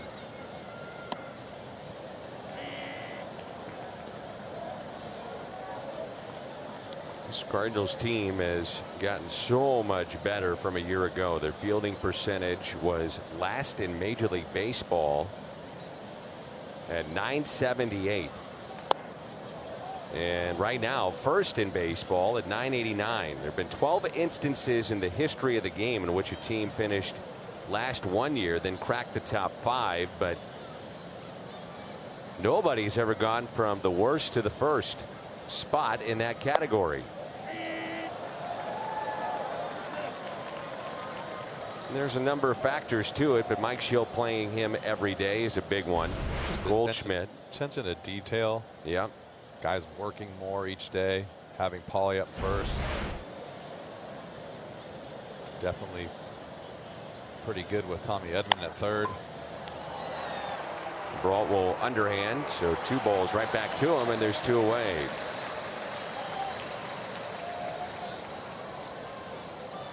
Fox Sports Midwest proud to bring you the St. Louis Cardinals hockey sweater. That'll be the 13th of September, right around the corner. We'll be back home. Got an off day on Monday in Colorado, and then we head back to the road with the Rockies and then to Busch Stadium. Part of that homestand coming up. That game against the Milwaukee Brewers on the 13th. 3 with Milwaukee, 3 with Washington, and then on the road for 7 with 4 with the Cubs and 3 in Arizona. Here's the 0-1 pitch to Paul Goldschmidt. Chops it high off the plate. Charging in the shortstop. And Newman over to Bell. 3 ground ball outs. Midway through 5, and it's 4-1. Cardinals baseball is brought to you by Missouri Baptist Medical Center. Doctors call it world-class medicine. You'll call it MOBAP. And by Ford, the official car and truck of the St. Louis Cardinals. Bottom of 5, Stephen Brault, Kevin Newman, and Brian Reynolds. It's 4-1 in favor of St. Louis. This is career start number 312 for Adam Wainwright. He's one of 5 Cardinal pitchers to make 300 or more starts. And up next will be Bill Doak. Spittin' Bill is what they called him. You could probably figure out why they called him Spittin' Bill. Through a spitter. Brawl with a base hit into right. Told you could swing the bat. Breaking ball too. Good swing. Falls down. Stays on it. This is a nice swing. Dexter wanted to try to throw him out at first, but there was nobody there to cover.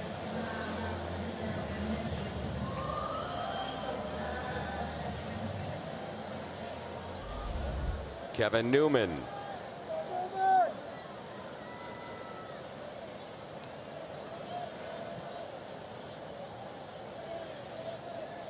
And there's a ground ball. Can they turn 2? Wong, the turn. It's a double play. 6-4-3, the double play.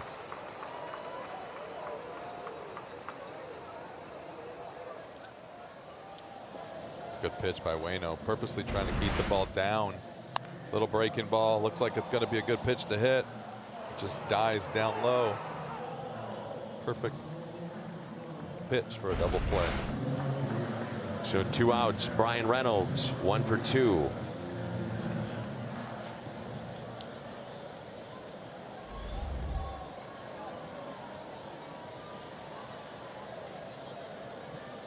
It's the last time you've seen a pitcher slide into second for a double play ball.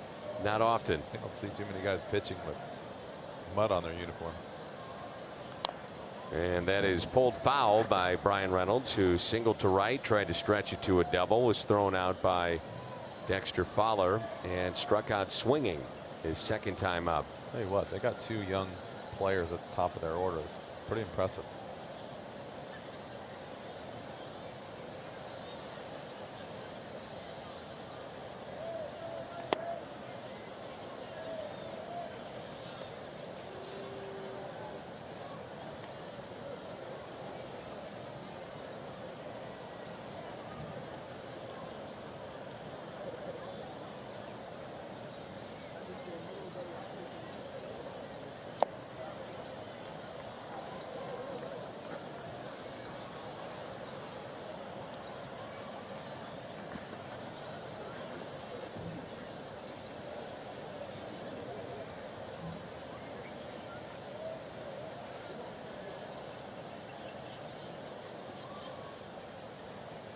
Here's a 2-1 pitch.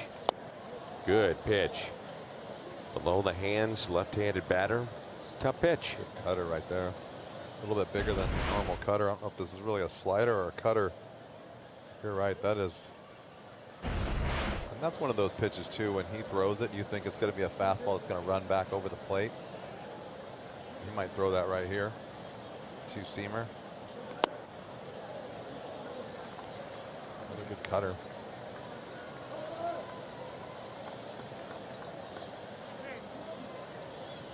What do you got right here? I'm going with the two-seamer in. I'm going Uncle Charlie. Unless he has purposely tried to set him up in to go away. I'm going Uncle Charlie. You got it. Good job right there, Adam. Ozuna, DeYoung, Molina coming up. Third strikeout for Waino.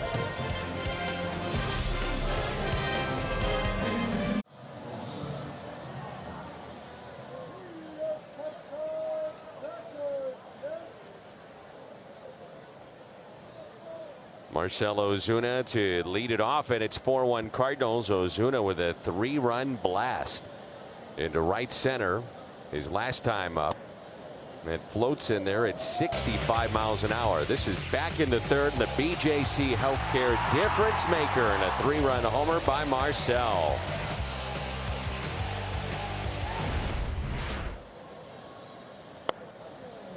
Stephen Brault, interesting guy. Grew up about 10 miles. La Mesa is about what, 10 miles outside San Diego or so? La Mesa? Yeah. A little, yeah. 10, 15. Further, yeah. He is a rock star, if you will. Thought you said he was a fish. Well, he's turning into a fish. Oh, God. He's not quite there yet. Sang in plays and musicals as a young kid. Was in a chorus in high school. Majored in vocal performance in college. And actually sang before a game the Star Spangled Banner in uniform for the Pirates. And a leadoff walk for Ozuna. Second walk handed out by the Pirates lefty, and that's how we start play here in the 6th inning.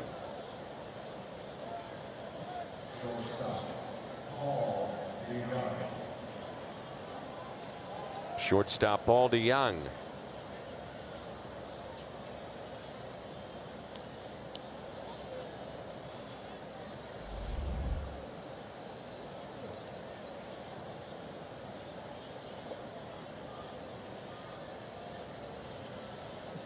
Reached on an air and also flied out to right. He's 0 for 2. Trying to extend his modest hitting streak to 6. And the first pitch is a ball.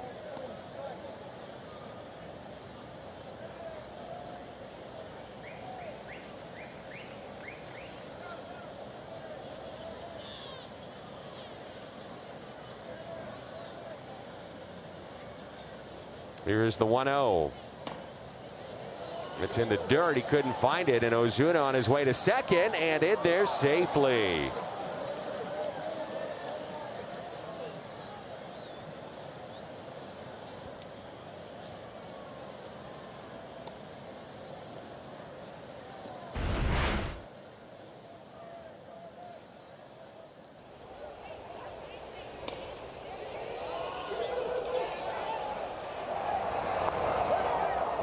Play by the catcher. Heads up by Ozuna. Just barely made it.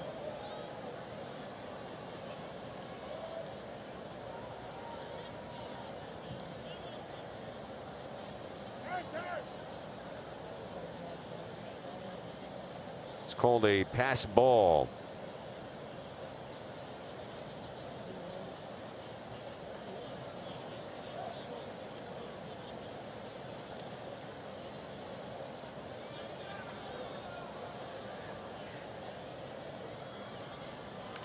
In the air, right field, well hit. Ozuna in the corner, and he makes the catch. No, he did not. DeYoung was in between first and second, and Marcell goes to third.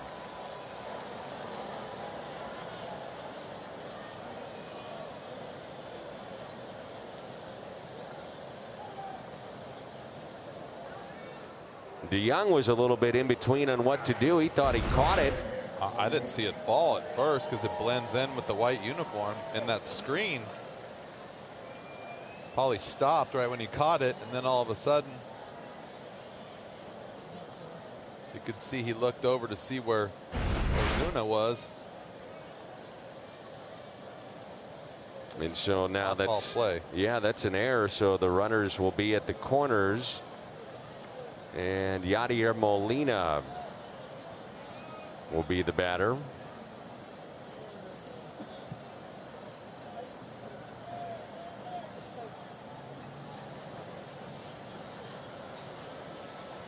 And while we have a moment, quick word from Missouri Air National Guard.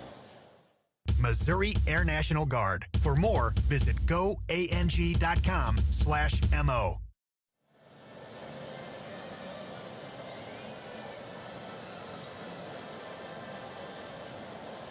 Ray Search out to visit.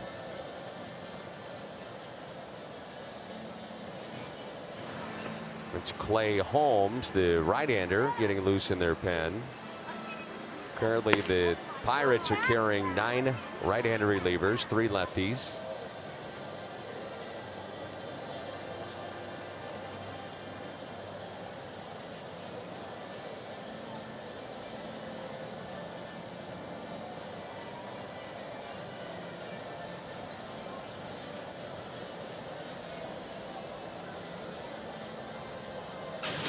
Jack Flaherty going tomorrow.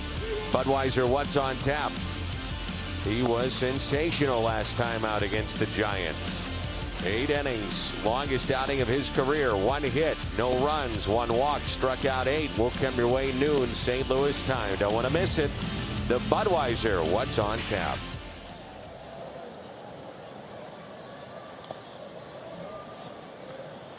It was this date in 1998. Mark McGwire with home run number 61.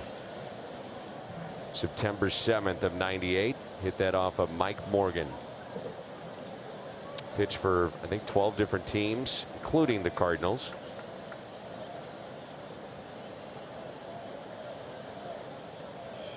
Here's a 1-0.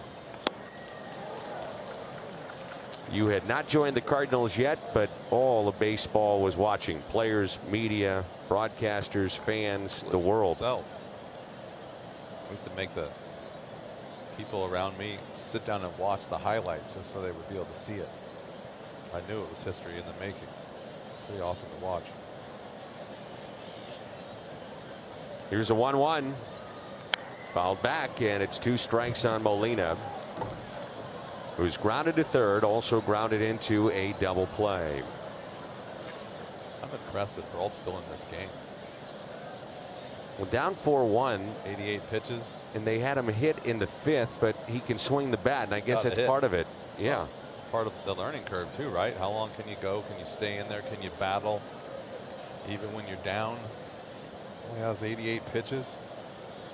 Pretty impressive. Great jump at first base. Nearly a wild pitch, and a stolen base for DeYoung, his 7th.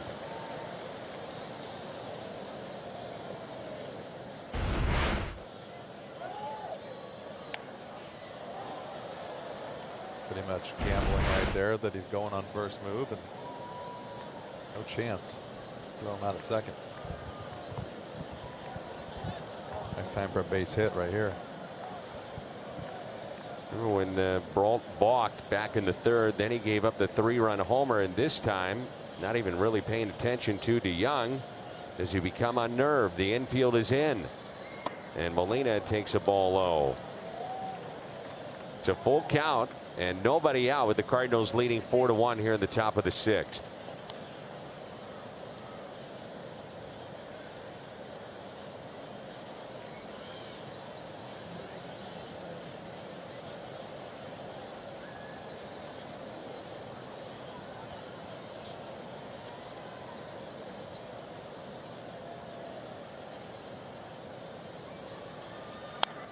Fouled back.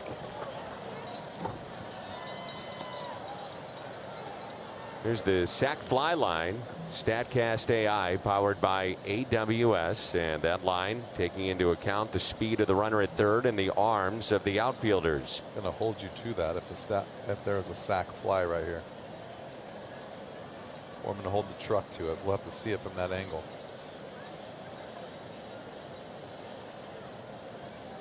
Like to see a double in the gap, though. Yachty hits sharply to third. Moran gets up and robs him. Good play. takes a hit and an RBI away. Heck of a play.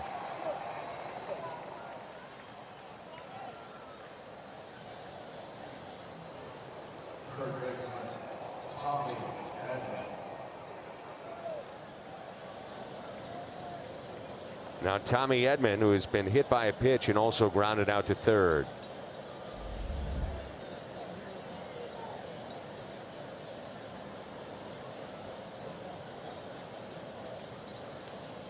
Big gap in left center for Edman. Infield again, drawn in with one down.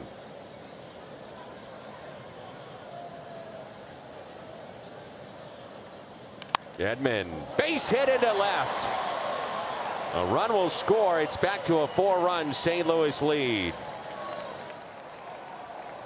Drives in his 27th of the year.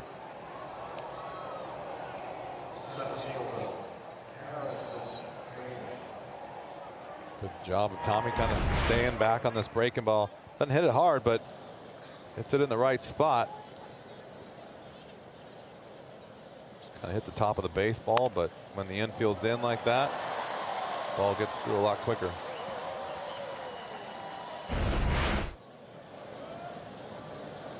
Yeah, let's see if the Cardinals want to do a little run in here with Tommy Edman. They're at the corners. Bader at the plate. He is struck out looking and also lined out to left. Edman, in a short amount of time, 11 stolen bases.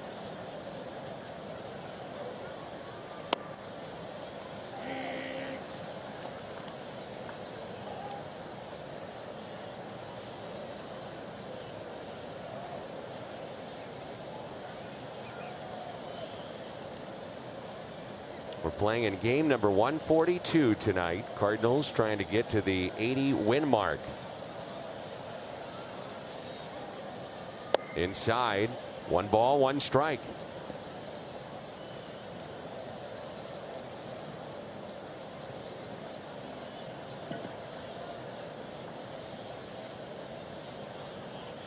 .95 pitches, 54 of which have been fastballs. He saw a lot of off-speed pitches second time around.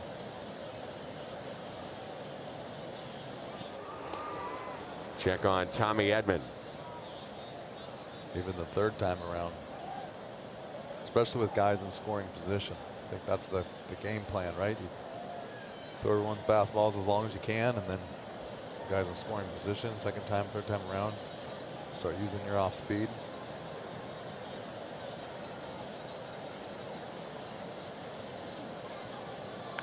That's ripped out to left and a base hit. Edman racing from first to third and in there safely. Harrison Bader drives in a run, his 30th of the year. 6-1 Cardinals.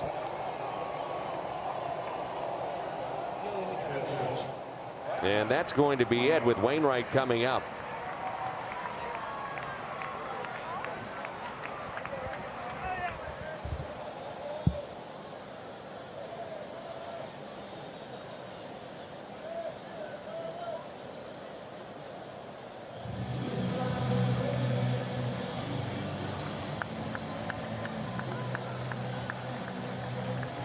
One Cardinals, 1 out.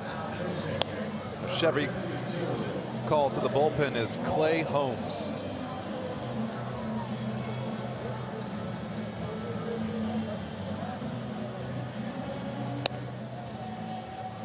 Adam Wainwright drew up in the third inning. Fastball up and out over the plate for a double. A little bit of a hero's welcome right there.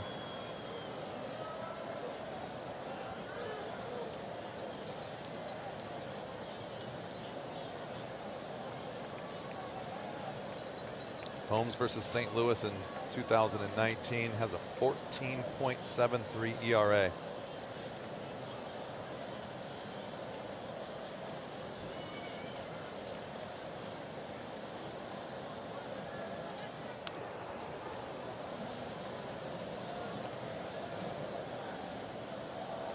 He's also walked at least 1 batter in his last 6 appearances. 16 walks and 9 and 2/3 innings pitched.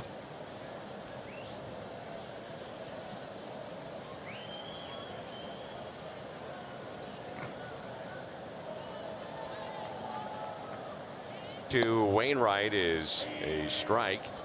So runners at the corners. Clay Holmes, the new pitcher, 6-1 our score. Did I make you nervous right there or something? You always make me nervous, Jimmy. I don't know what you're about to do. You like when I was going deep for those stats. I do. Wainwright has doubled tonight. He squares to bunt, throw down to third, and back in safely. And Bader took off, and he winds up at second base. Heck of a throw right there by the catcher. Up there trying to steal a run right there, or Bader was just running. Great job by Tommy Edman getting back. It's a designed play right here. Just going straight after the runner at third. And with that, the infield drawn back in, and that's stolen base number 8 for Bader. No pump fake, no nothing. No.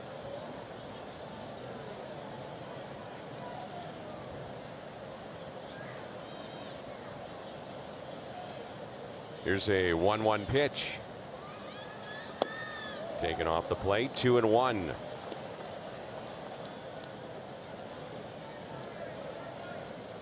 It's a guy the Cardinals have gotten the best of over the years. Collectively, .435 the average against Clay Holmes.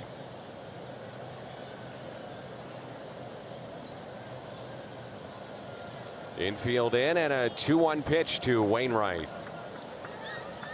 2-2.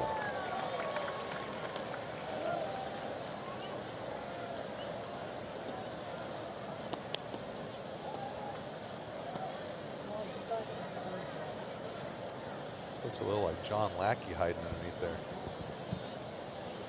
Doesn't he? A little bit.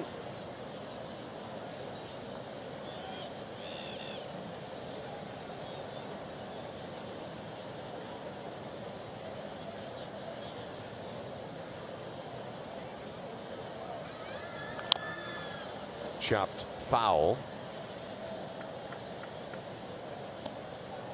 John Lackey had that mean disposition every 5th day.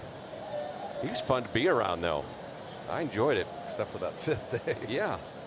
Get out of his way then. This guy's got the features just like him. Except for that nasty look with his mouth. I always see Lackey's teeth.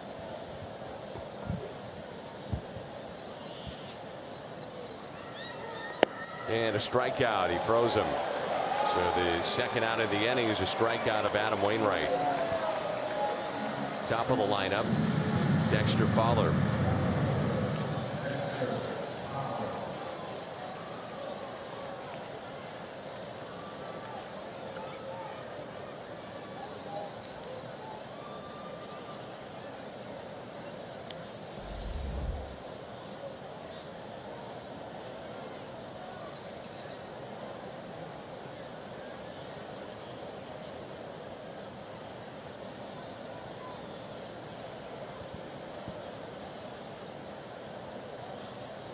Fowler was swinging on a 3-0 pitch, drove in a run with a base hit to center back in the 3rd. He is flied to right and also grounded back to the pitcher.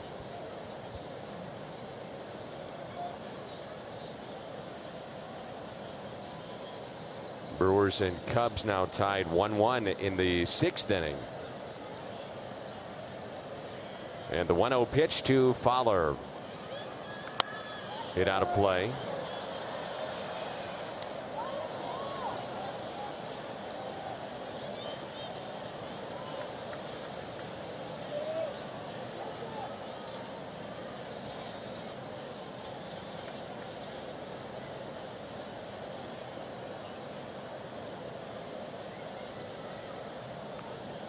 Cardinals again with 2 stolen bases in this inning.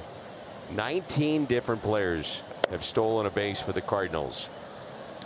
most by Cardinals teams since 1912. And that year they were 6th out of 8 teams in the National League. 1912, the National League only had 8 members.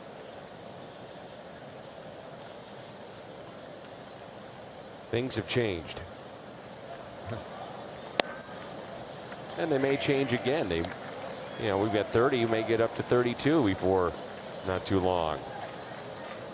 Travel demands, off days, maybe to accommodate that. You'd have realignment. Who knows? 2-2.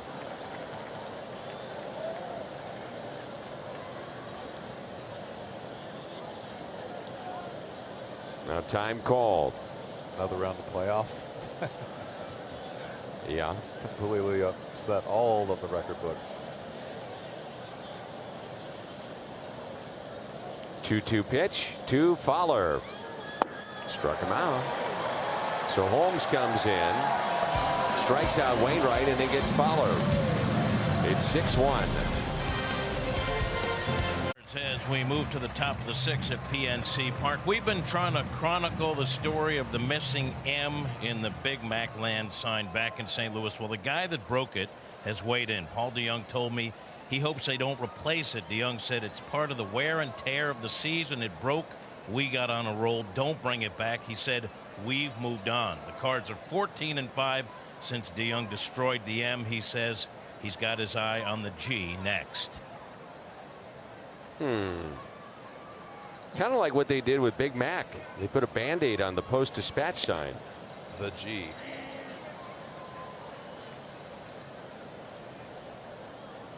I'm in agreement with that. I think you let it go. Fix it at the end of the year. Adds to the charm of it. Ooh, that just floats in there. 65 miles an hour. Marte is tripled down the right field line off the sidewall, and also singled to right with 2 outs and brought in a run back in the 3rd. The only RBI of the night for the Pirates.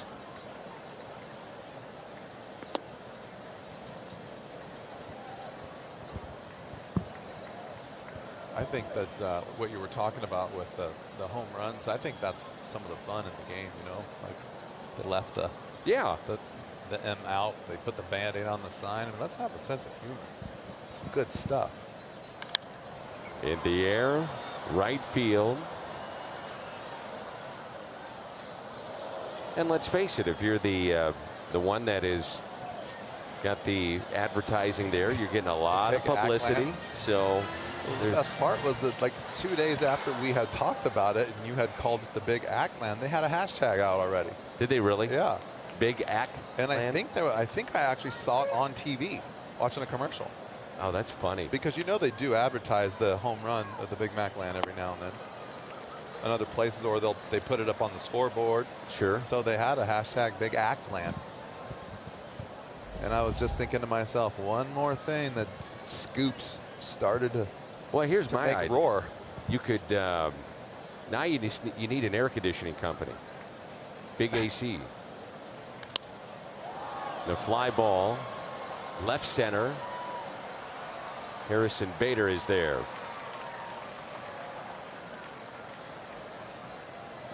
We've got a beanie for the adults and the kids, presented by Coca-Cola, Powerade, and Schnucks. That's September 15th. That's a Sunday.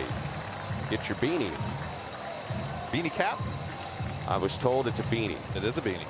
That's all you can say. It's not a beanie hat or cap. It's just a beanie. Here's Josh Bell, who is 0 for 1 with a walk.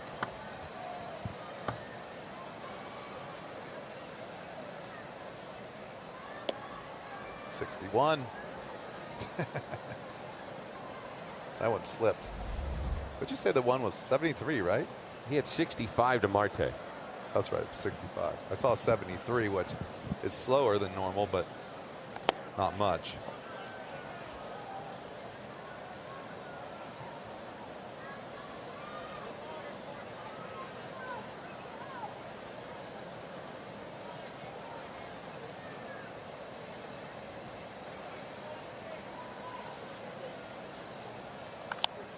Had him way out in front, popped up and out of play. Well, he was cheating right there, wasn't he? 6-1 score, 2-0 count, nobody on base. He thought he was getting a fastball for sure.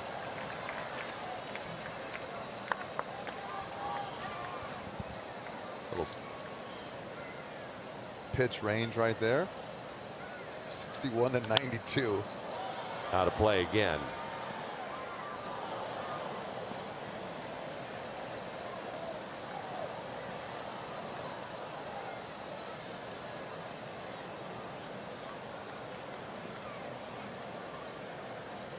The count is 2 balls and 2 strikes. Josh Bell at the plate. And the next by Wainwright. Man, just a little bit low. don't want to take that pitch. It's head behind the plate.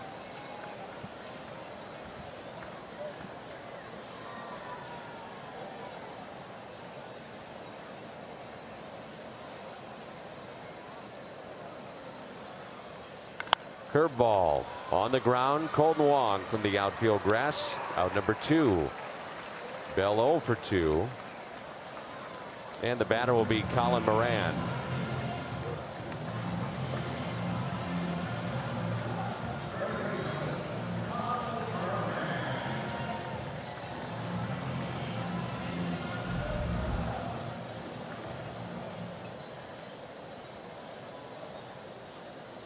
Moran is grounded out to first with runners at the corners in the first.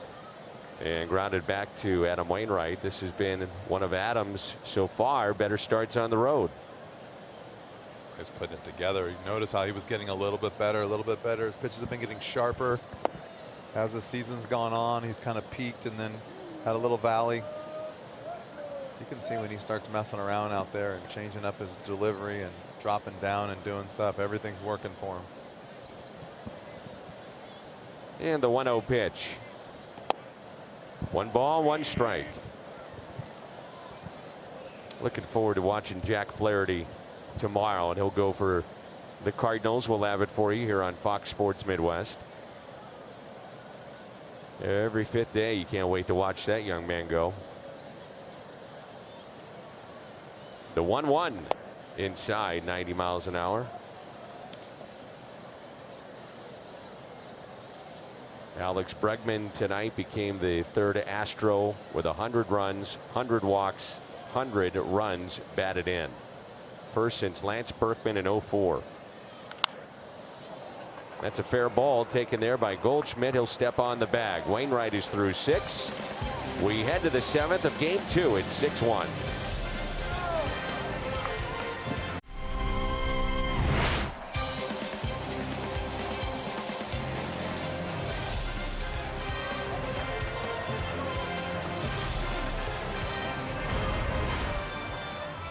Adam Wainwright, a big part of the story tonight in a 6-1 Cardinal lead. Hit RBI. He's allowed 6 hits, only 1 run. Cardinals have this 6-1 lead. 7th inning, and it's Colton Wong, Paul Goldschmidt, and Marcell Ozuna. How long do you think it took Ravello to figure out he had a cup on his hat? 3 innings? I think it was more than that. Colton Wong wants 2. He's got it in there with a double. 2nd hit of the night. His brother, by the way, also a base hit tonight, his first ever major league hit.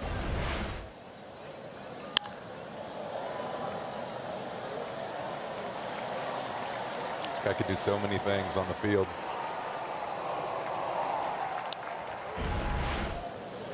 Amazing to watch some of these guys play the game, isn't it? Getting better and better, too. Yep. Hondo home run inning. This is your inning, Jimmy. Just things happen going in the right direction in the 7th. This is our inning. And the Honda company's inning. The Gateway Honda dealers inning.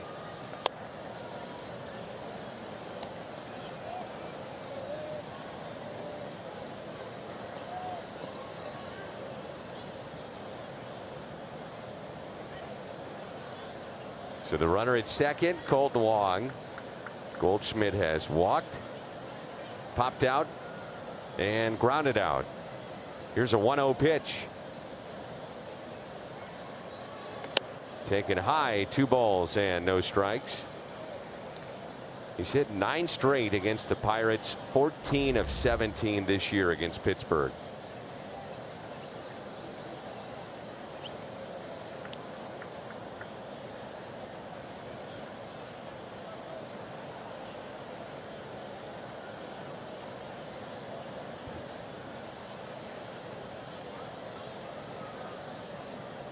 The 2-0.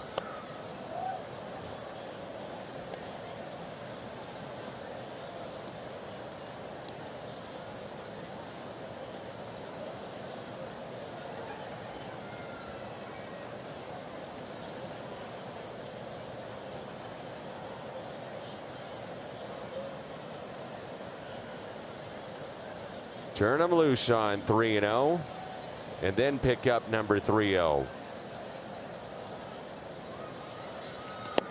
Looks at a strike.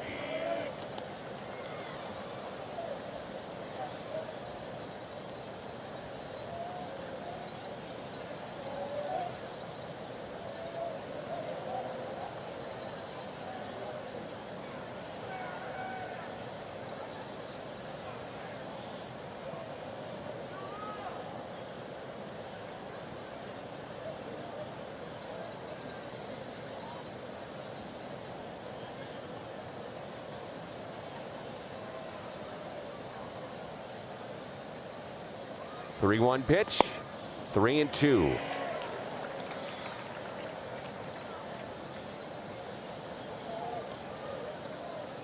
They're in the 7th. The Cubs and Brewers tied 1-1.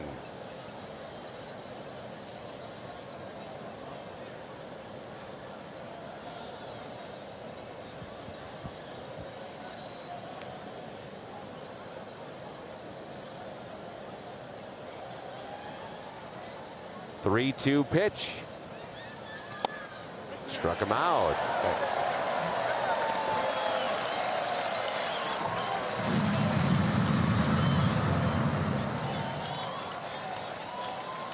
Third strikeout for Holmes in relief of Brault.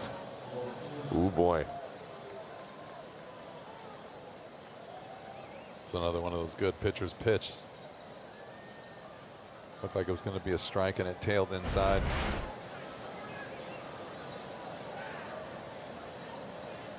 Here's Marcell Ozuna, 3-run homer back in the 3rd, walked and scored in the 6th.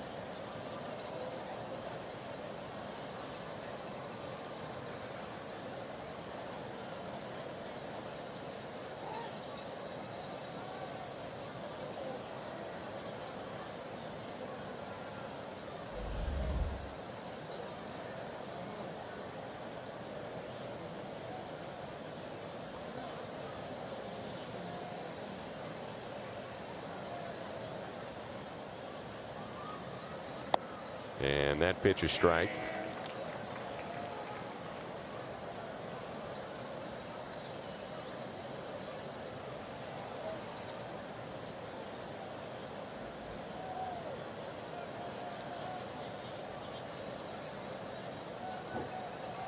That home run gave Marcell 26 to tie him with DeYoung. And he now leads the club in runs batted in with 81, 2 in front of Paul Goldschmidt.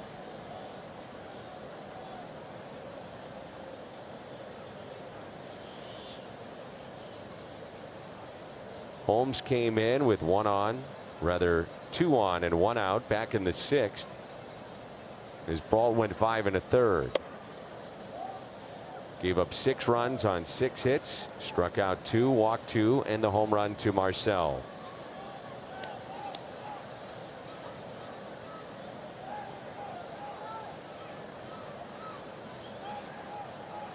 And this will be pitch number 22 coming out of the bullpen.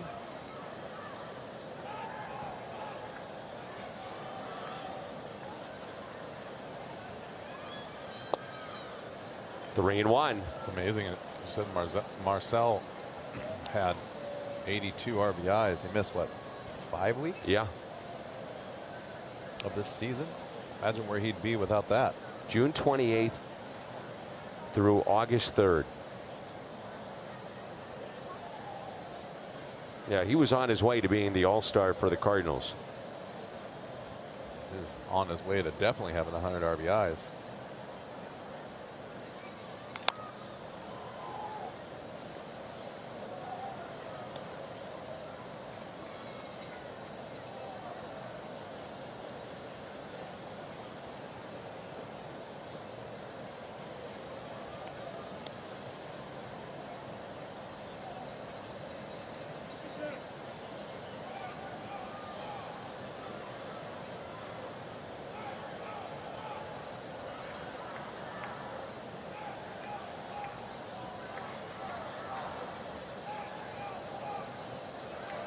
Three-two pitch.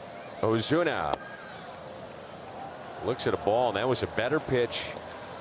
It was called a ball than the one that was called out on Goldschmidt for strike 3.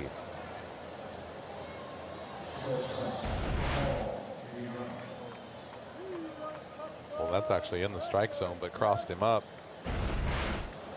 But you know, Ted Barrett's been one of those umpires his whole career that if you consistently hit their spot and you're where the catcher needs to be, he's going to give you a little bit here and there. But if you cross him up and throw the ball to the opposite side of the plate, then you're going to see right there, he's going to call it a ball. He's going to make you earn your strikes. So runners at first and second, and the batter is Paul DeJong. Twice he has reached on an error. He chops it foul by Pop Warner into the camera well, or right by it. It's strike 1. It's an error that was committed by Bell, and then an error committed by Ozuna in right field. The ball hit down in the corner and then dropped.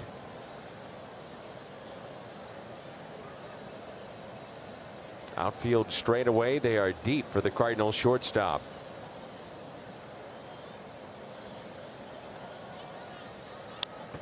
Two strikes.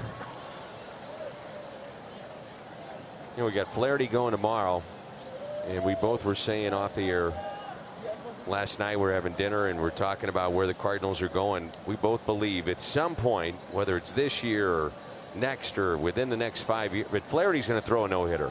It's going to happen. Yeah, that's the consensus now, right?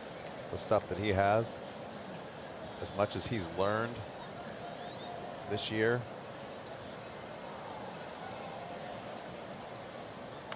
And DeJong cranks one out to deep center. Marte back off the wall.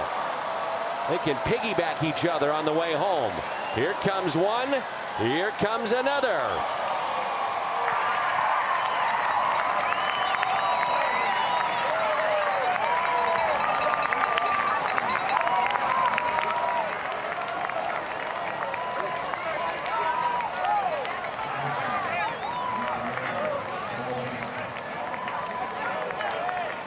Pretty good swing right here in this hanging breaking ball.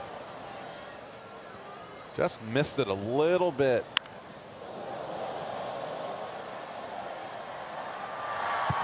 It's a tough play for the center fielder right there. That time you have the fence that's taller than you can get up over, it's always an awkward situation, because if that's a ball you can run back on and jump on the wall, and if it's over your head, it's a home run, then you can go full speed after it.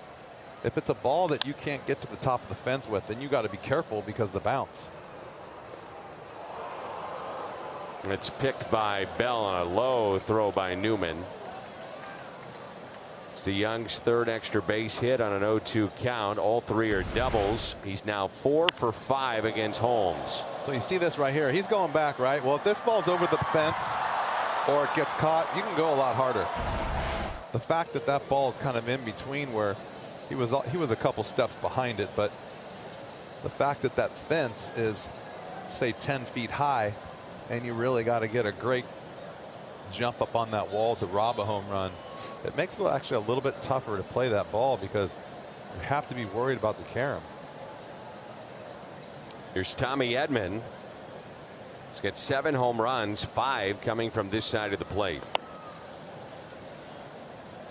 It's a season high 3 runs scored for Marcell Ozuna. He's done that 3 times this year. Tommy's been on base a couple of times, hit by a pitch in the 2nd and an RBI single in the 6th.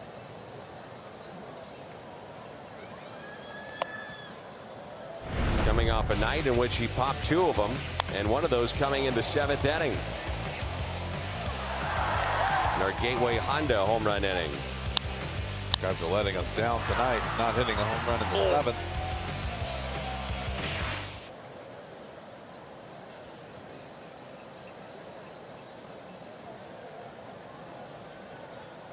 Put a glove on that thigh.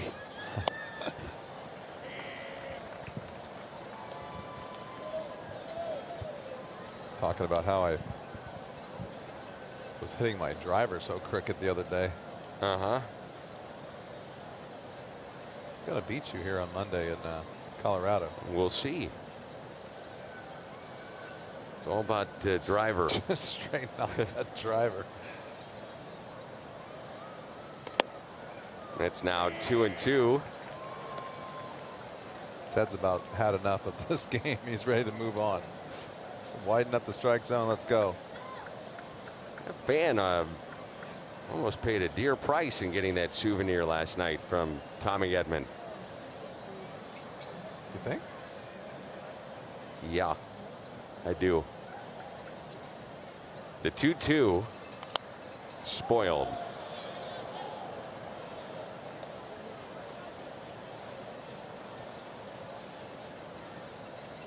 Took it right off the thigh.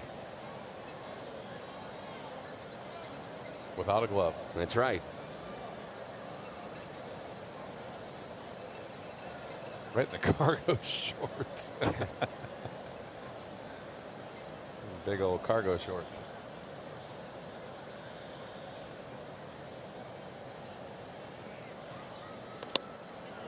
And a strikeout.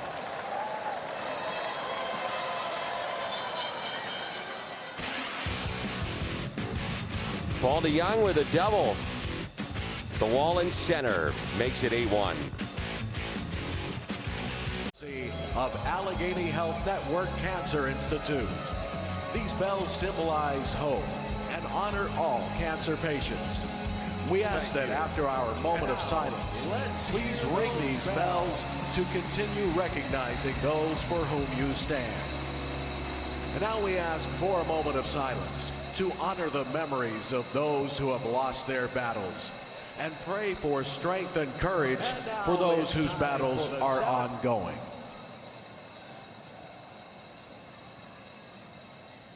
As we sing, "Take Me Out to the Ball Game." That was between innings. Stand Up for Cancer, and you saw the placard with the name of Chris Duncan. And our thoughts, prayers with the Duncan family, Chris's wife, Shelley Duncan, his brother, Dave, and all his family and friends. Tony La Russa came out with a tweet earlier today about the contributions of Chris Duncan and what he meant to the 06 run. And he said, "My favorite message to Cardinal fans is every time you celebrate the 06 World Series championship, remember we got into the playoffs the last game without Chris's clutch production, 22 home runs and more. We miss October and so much else that made him special. Rest in peace, Chris Duncan."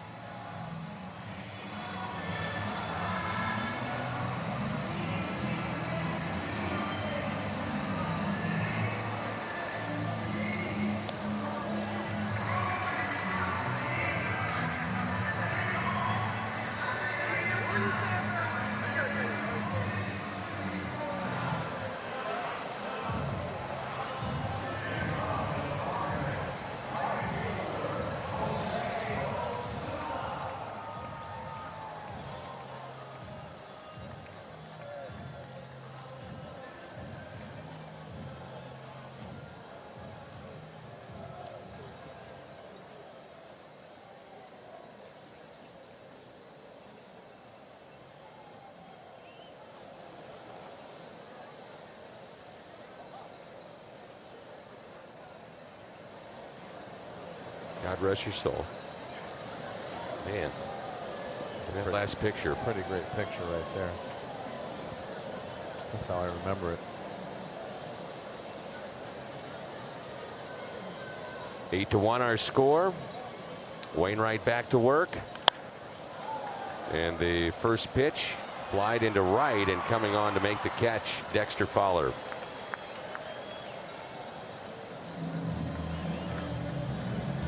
Don't think for a second it wasn't extremely hard for Chris to deal with the undercurrent of folks talking about nepotism and, well, your dad's here and that's why you're here. I mean, he battled that all the way through too, and he was one tough dude, man. The best part about that is earned it. You only got that from the outside. That's right. The guys on the inside were pulling harder for him than anyone. Here's Adam Frazier, 1 for 2, and a strikeout. Back in the second, looking, and a single to right. Didn't hurt that his dad was one of the best guys on the planet as far as honest, true, and hardworking. Fly ball. Ozuna positioned perfectly near the line, and that's 2 quick outs for Adam Wainwright. Pitch count at 92. His spot due up second. Good feeling, Jimmy, that this would be his final inning of work. I would think so. Up by 7 runs.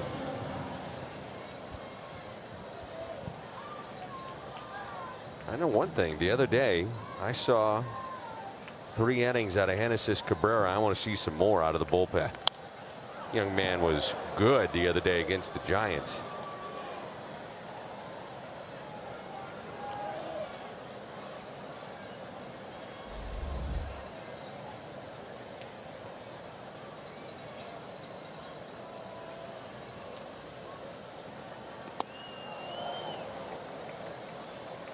Good curveball steal here in this bottom of the 7th. 0-2 the count. Elias Diaz 0 for 2, grounded out to short and grounded to Wong, and made a terrific play. Popped up to the right side. Goldschmidt calling for it. He's got it.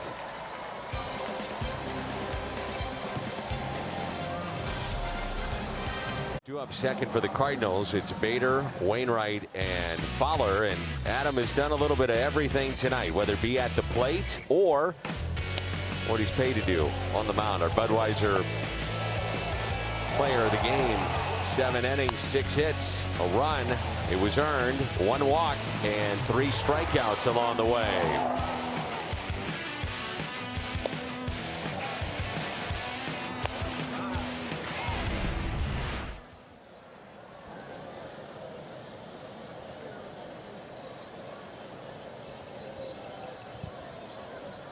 Here's Jeff Hartlieb. Was born in Highland, Illinois. Graduated from Highland High School.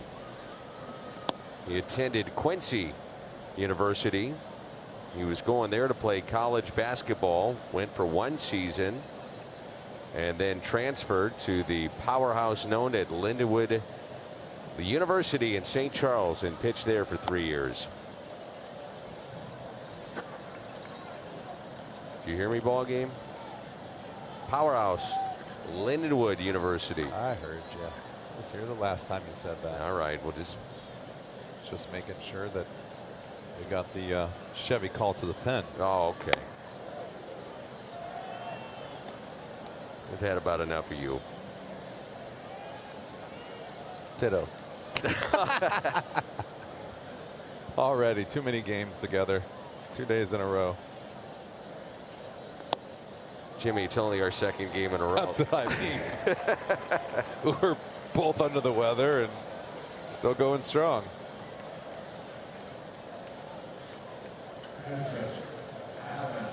The Phillips 66 ticket vouchers, they are back, and you can fill up at Phillips 66.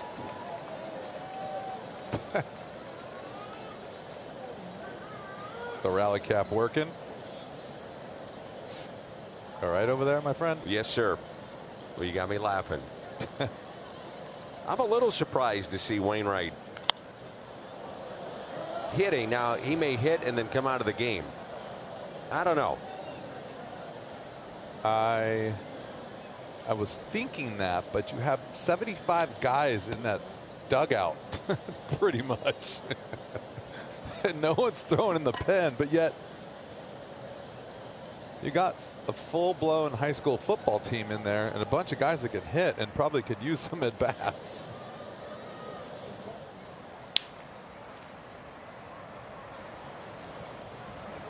There's a couple of them right there.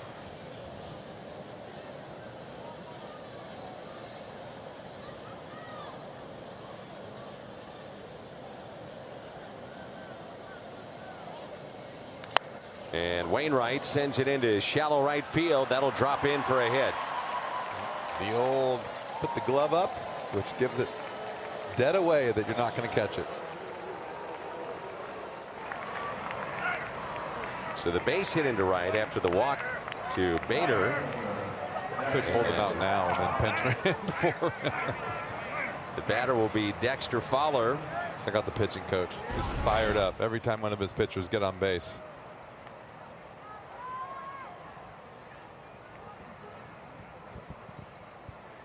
Little heroes welcome. And if you don't think that's a tight group of goofballs in there, you see how this club has developed over the year, right? Oh yeah. I mean, it's not the same. That's not the same group of guys. They are closer, tighter than they were early on. A lot of those guys have been up and down.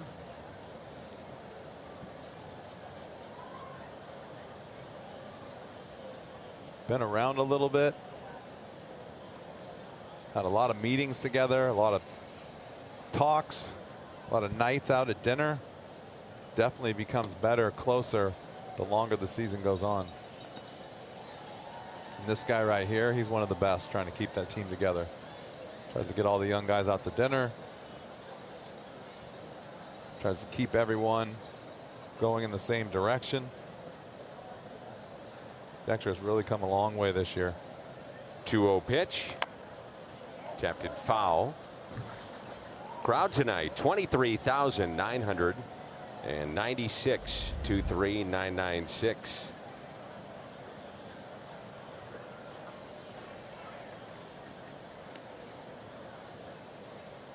April 21st of 2017 was the last time that Wainwright had a multi-hit game. The double to left center, run scored back into third, and a single into right here in the 8th inning. And the 2-1. 2-2. Pretty good fastball right there, 98.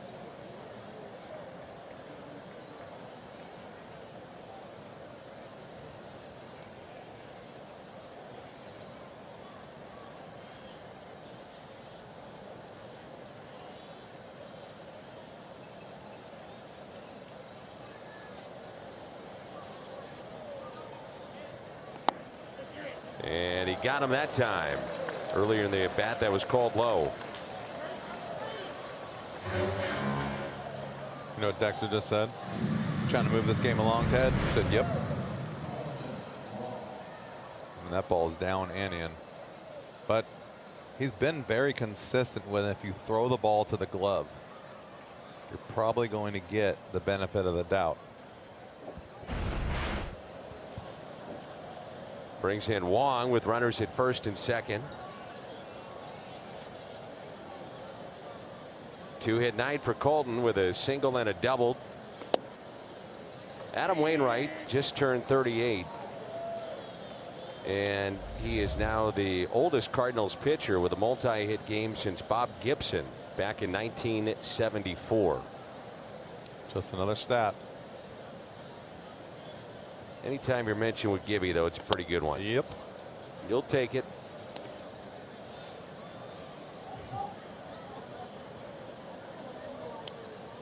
That story I told you, and I said, Mr. Gibson, do you mind signing this bobblehead? I'd really appreciate it. And he said, I'd appreciate it if you start getting some hits. Yes, sir. Thank you. Okay, I'll see you later. Yep. We'll talk another time.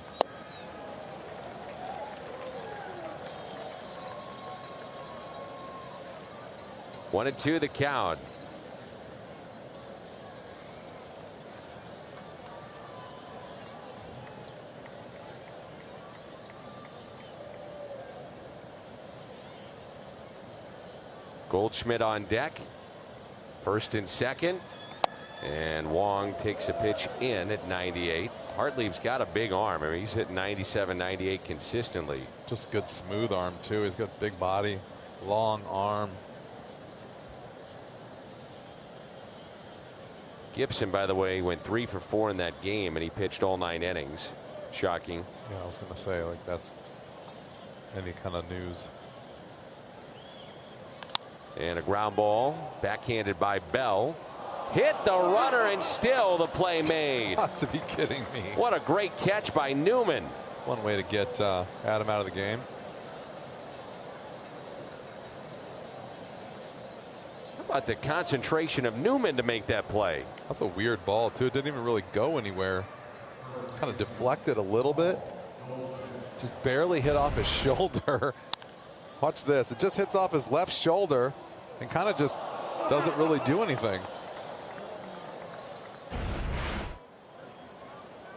See something new every day. Wow. Just saved poor Josh another error. I just feel like, you know, I told this story, and this was a great story that I had with Goldie this spring. You know, there's no one that really teaches first base, right? Because he said it. This guy's been playing in the league forever. And he said it's a shame that there's nobody to teach you how to play the position. And that's a shame for him. Josh Bell, this guy's a good athlete, and I'm watching him play the game today. I haven't really noticed it until you start talking about the errors. It just makes it look like he makes it look harder than it is. And that's because someone hasn't gone out there. Well, I'm not going to say that someone hasn't, but I just think that you can go out there and slow him down and make the easy play, right? He doesn't have to throw that ball to second base right there in a 8-1 game. All he has to do is catch the ball and step on the bag, or all he has to do is lob the ball to the pitcher. And I always thought that for me playing the game in general, first base was an easy transition for me, because if I could just knock the ball down and walk over to first base and step on the bag, I felt like I never had to make a hard throw, because you can always kind of look at it. The good first basemen do those things, but the first basemen that can't shouldn't. And I think he just really makes it a little bit harder on himself. Runner will advance. Wong on a ball that gets away. Wild pitch. I mean, clearly you watch Josh Bell hit and run. He's a good athlete. It's just not that easy to play the infield positions when the game gets sped up on you. And most of that is just preparation and the way your mind works. You can see sometimes he gets his feet tangled up, trying to be a little bit too perfect. Sometimes he tries to make a tougher throw than need be. We've seen Colton Wong go through that growth of maybe slowing down and making the proper play instead of making the tougher play.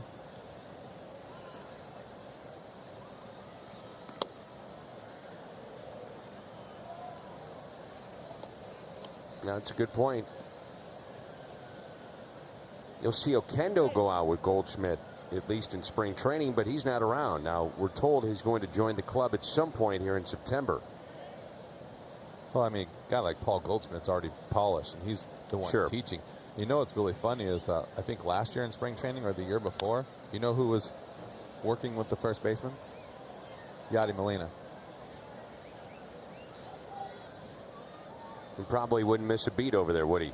No, but I mean, he's just kind of simple, right? And we worked with guys that are younger guys this year in spring training too, like the AA and AAA guys, about just the simple things, not stretching too early, just being over there, being ready for anything, and then being able to move your feet and staying balanced.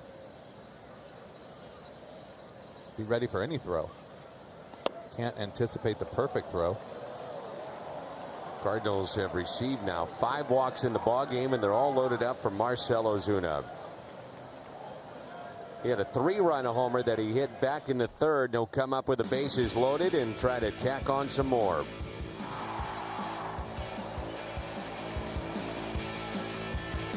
Who's that lucky Gatorade cup? Ray Searge coming out to talk it over with his young right-hander, and the bases will be loaded, and Marcell coming up. Ozuna had a big night with a 3-run homer. Obviously scored there, walked 2 other times, and came around to score. While we have a moment, StubHub, home or road.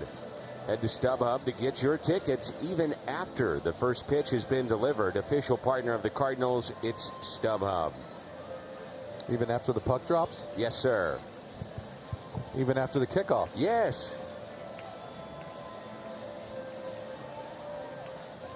How about the tip-off? Yes. I told you. Even after the first song, okay? So just relax. Gotcha. Now you got it. StubHub. Even after the opening Yes. act? Okay. But not when the main No. comes on. No, it's too late. There's strike one on Ozuna, even after the first pitch with the bases loaded.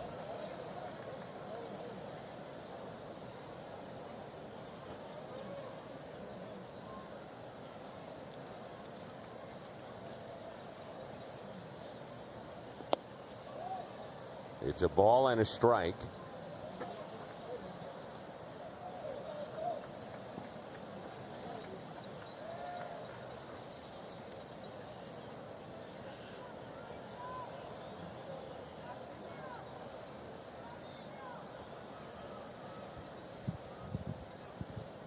Now time called by the Cardinal left fielder. 8-1 our score.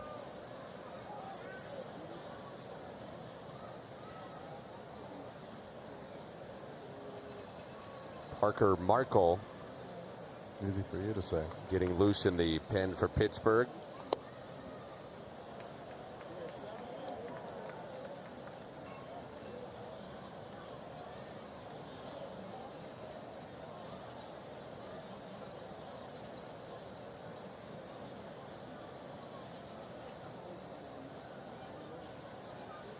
The 2-1 pitch.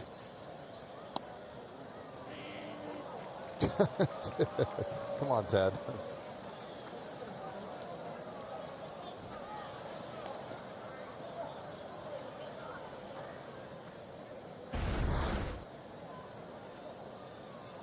That's a clank. Tell you what, when I came up in the big leagues, if the catcher couldn't catch the ball, you wouldn't get a strike. Exactly. Let alone if it went through the strike zone or not. Evens it up at 2-2. A guy like Marcell Ozuna is saying now, I would think.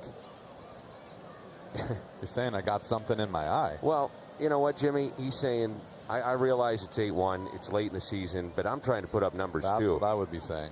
Got the bases loaded. Yeah. Don't give up on me yet. Defensive swing. Well, back that's to, what happens right there. Yeah, he felt like he had to go for it. Yep, because if that's a slider, it comes back and you're out.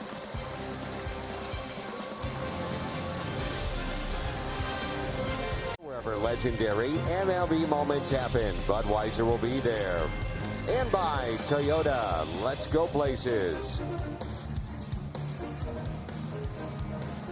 Well, Wainwright is through, so he hit for himself and picked up a base hit. And the Hyundai pitch arsenal tonight for Adam Wainwright.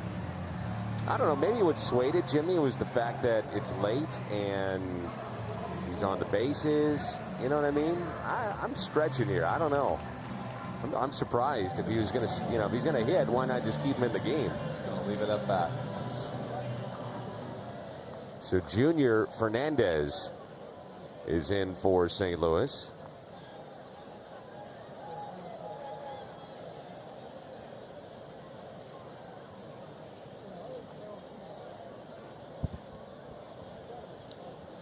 And the pinch hitter is Kevin Kramer.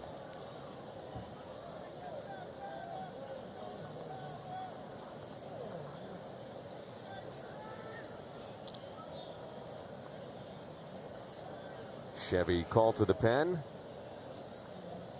There you go. This young man's going to be very good, I think. Junior Fernandez. Good stuff. Yep. Really good stuff.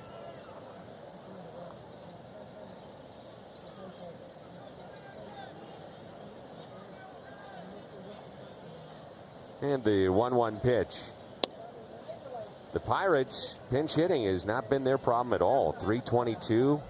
The average of their pinch hitters, best in the National League. The Nats are second at 263.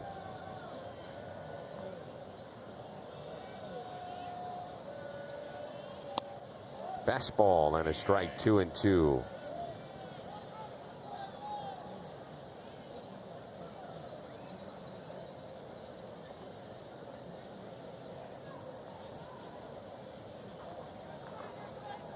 And the 2-2 pitch. Fernandez to Kramer. And he did go, and a strikeout. That's how we start the home half of the 8th.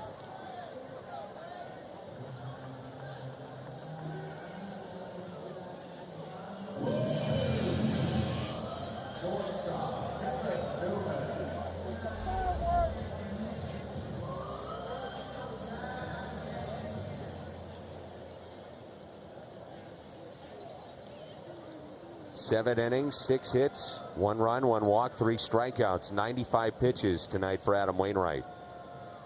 Here's Kevin Newman. Grounded to third, singled and scored back in the 3rd inning, and also grounded into a double play. At that time, that was a key moment in the game, that 6-4-3 double play. Got that right, the 5th inning.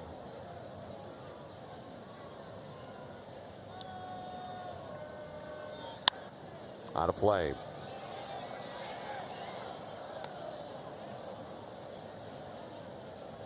The 5th inning, it was only 4-1. Right. And you get the big bats coming up. Couple guys on base. Big bats coming up. 1 ball, 1 strike on Newman. Soft liner caught by DeYoung, 2 away. Reminder, it's Cardinals Insider tomorrow to kick off our baseball coverage. We'll come your way at 11:30 with Cardinals Insider. Look at Yachty, and toasted by the Hall of Famer Ozzie Smith. Then we've got our pregame show and baseball then coming up right after that.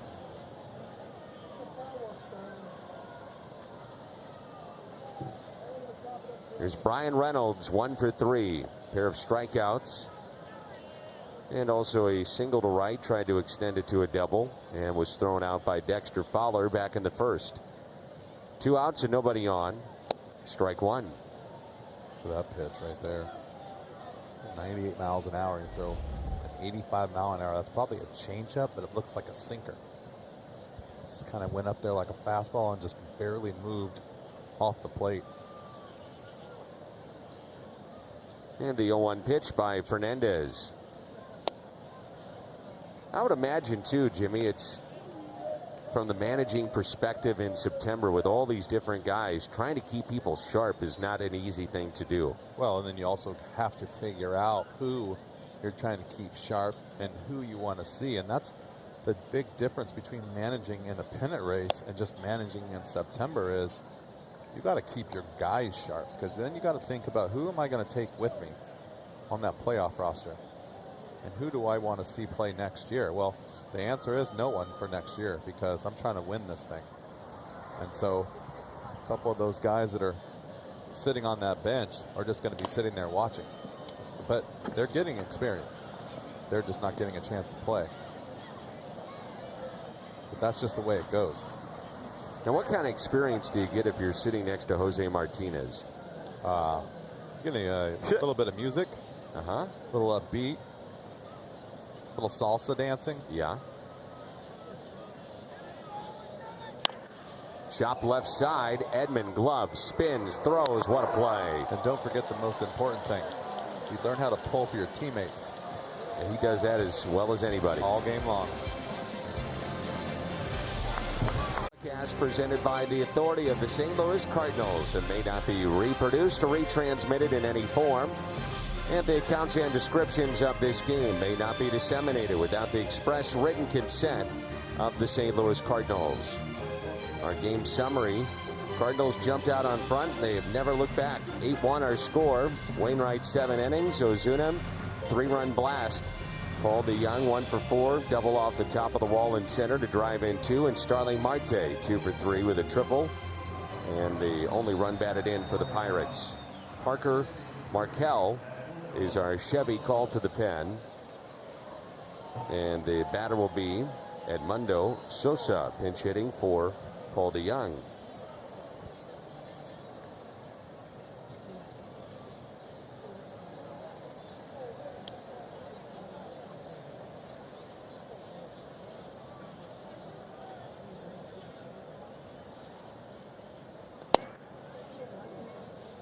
First pitch taken for a ball.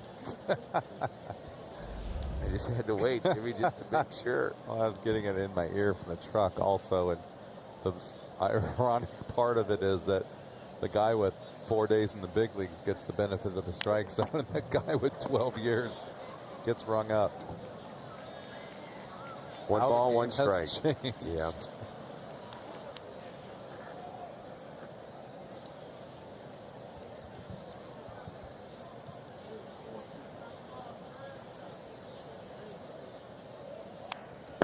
Fouled back. Yeah, you always think about guys the Cardinals could ill afford to lose. Players that if they got hurt, you'd say, oh boy, where does the season go from here on? And the one I think about, and it's no disrespect to Sosa or others in the system, but is Paul DeJong.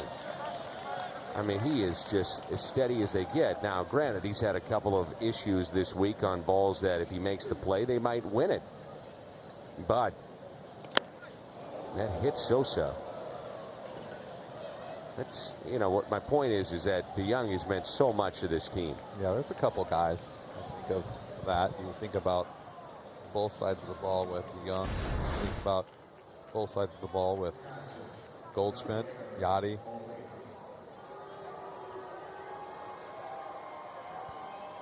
Thankfully, that ball barely hits him.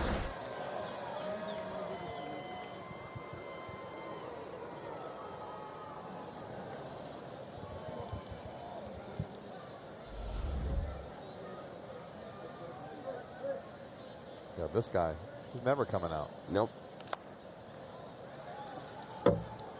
Or if they would make the change, it would be at first base, where you'd see him go to first or third and put somebody else behind the plate.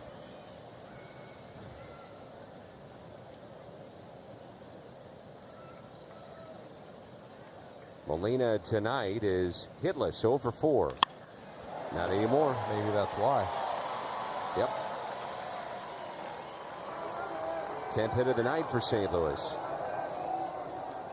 That extends his hitting streak to 14 games, and that's the other reason why. We'll see a pinch runner now. Kisner will come in for Yadier Molina. There. Down, down. Back up the middle, a little knuckleball. It's a good swing right there.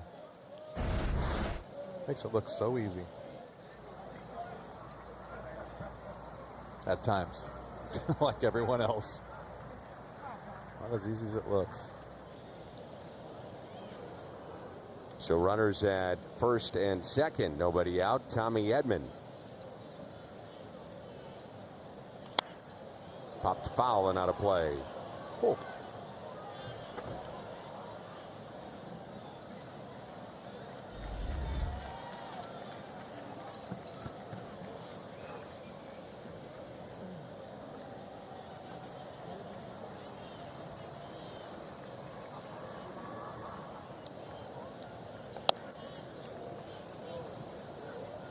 One ball and one strike. Tommy has been hit by a pitch, grounded out to third. Had runners at second and third, one out in the sixth, and singled to left, and also struck out in the seventh. Getting the start again at third base tonight.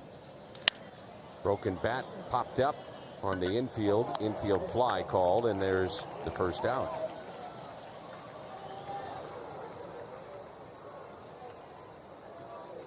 You know what they say, right? Ball's not carrying to third. It's when you can feel comfortable enough to say that to your teammate. Yes. Here's Bader with one out and two on. RBI single in the sixth, his 8th stolen base, and also walked in the 8th inning.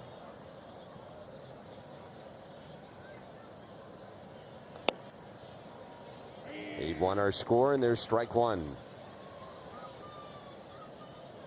So after tonight, 20 games remain in this regular season.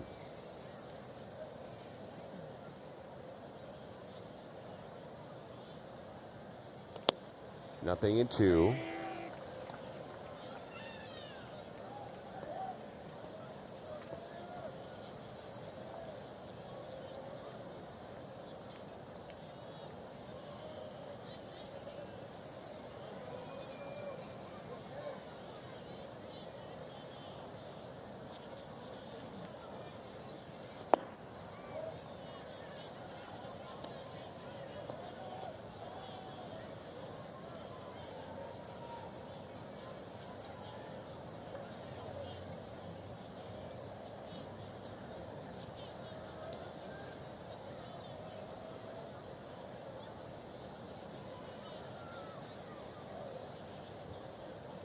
And that pitch is in the dirt.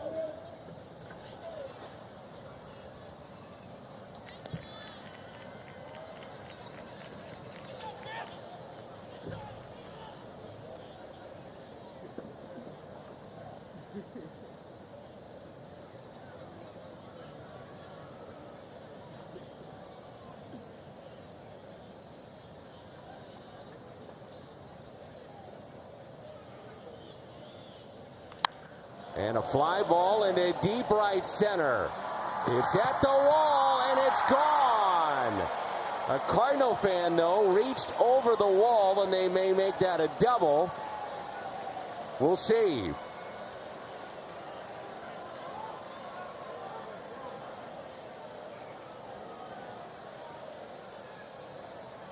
Nice play.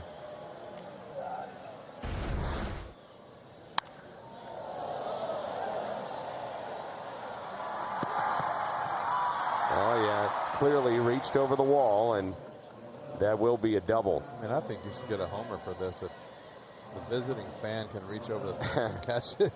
It's got to be a Cardinal fan, right? Yeah. Great play. My bad. It's all right. He wasn't catching it anyways. Might need a haircut, but it's a Cardinals fan nonetheless. Somewhere Jeffrey Mayer is nodding in approval. Remember Jeffrey Mayer? Yep. Reached over the wall with the Orioles and Yankees in a bit of rivalry between the two, and that was in postseason play. Young fan that made the catch. So that'll be a double for Bader. I thought you had it wrong. I thought that you were talking about John Mayer, because that's kind of what the kid that made the catch looked like. That too.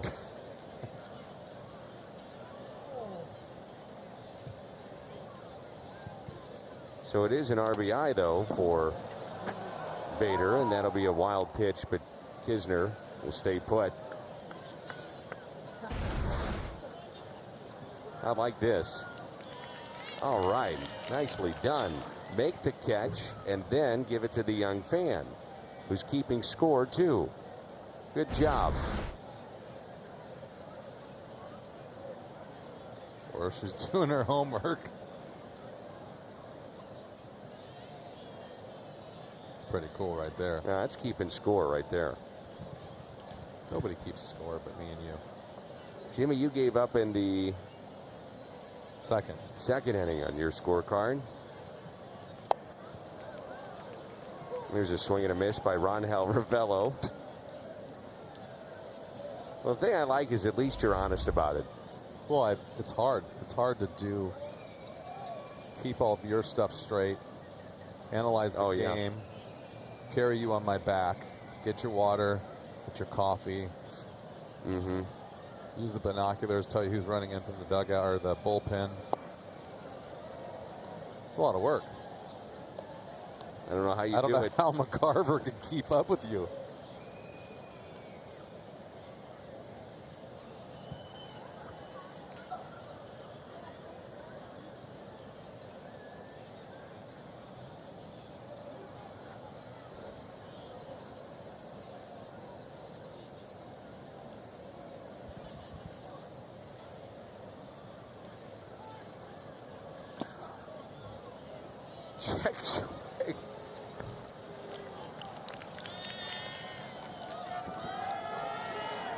Did not go, and it's 3-2.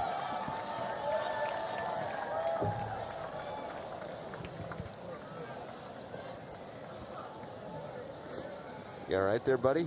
Yeah, I had something stuck in my throat.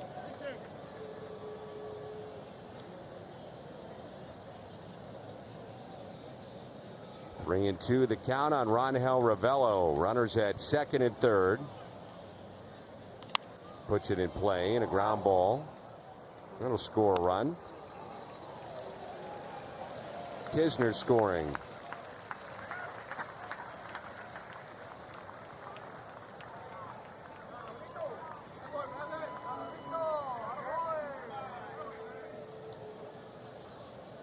Randy Arozarena will hit now for Dexter Fowler.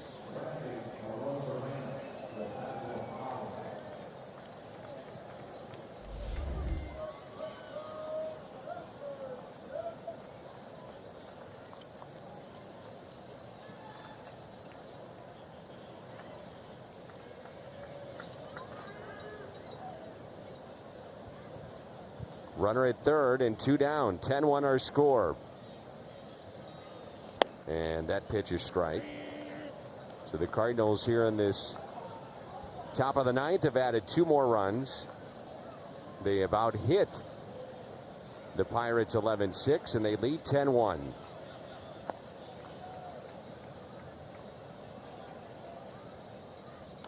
Arozarena sends it into center.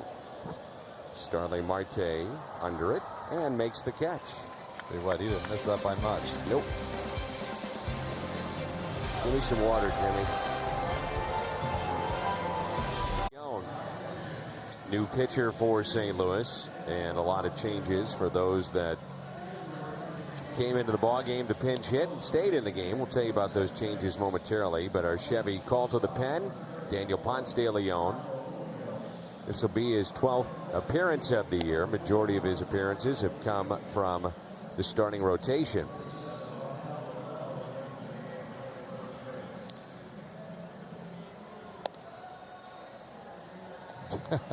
I like it.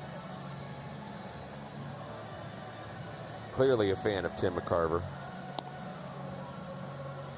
Tim's not going to listen to those curses. Nope. It's the big leagues, man. The big leagues, as Tim would say. So Daniel Ponce de Leon into pitch. Here is what has happened after some of those pinch hitters. Sosa at second base, Ravello at first, Munoz at short, Kisner stays in the game at catcher, and O'Neill is in left. A lot going on out there. Reyes will pinch hit for Starling Marte. It's like the 5th inning of a spring training game right now. It really is. But that's the best part about this time of the year.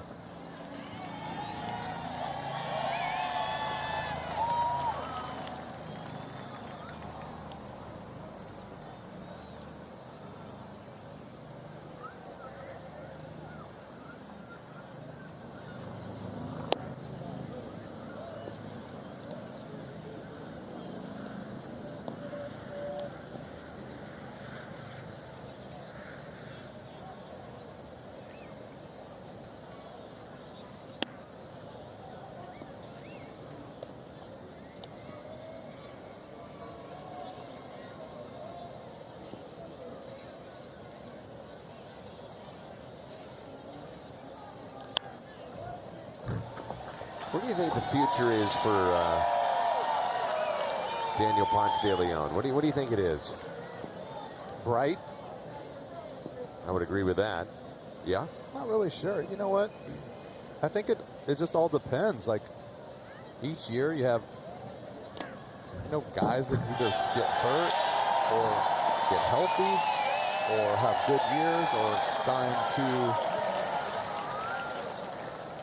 other teams. You lose players, you pick up players. It all just depends on the health of the starting rotation. I think he literally can do either. Yeah, really cheering for this bat boy. Got the crowd on their feet. All that's coming from the bat boy, hustling to get the foul balls. But I think, I mean, the future is bright for him. I really do. I think that going to be one of those weapons that you can use no matter what. He's going to be a good. It's like having a Tommy Edman on your team, right? You can throw him anywhere, pitch him long, short, start him. But I don't really know where his future is. I just think it is just each year the competition is great in spring training, and that's where you find a lot of the battles, and they find out who's made of what, and each year you get to see who's going to start, who's going to go to the bullpen. This is Stephen Barron, who was in camp with the Cardinals. You may remember that name. Catcher. Yes, Jimmy, I know you did. You were doing a lot of research prior to the game about Stephen Barron. So go ahead and tell me about him. It's nice that he actually got an at-bat. That's kind of nice of Mr. Hurdle to throw him out there against his old team. Last time he made a plate appearance in the big leagues was May 19th of 2018.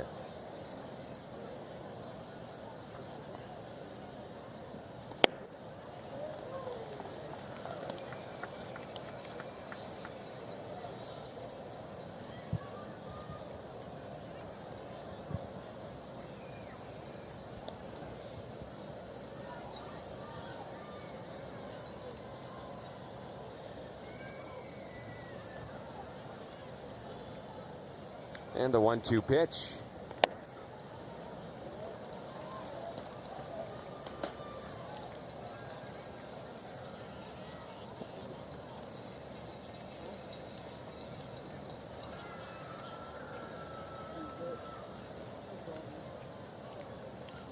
Two-two.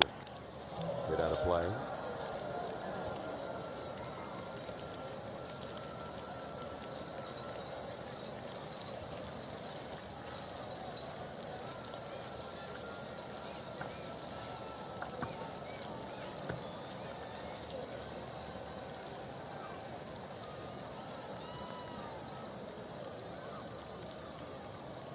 And he struck him out. Good pitch. A great breaking ball right there. I mean, that's going to be the key for him, isn't it, going forward?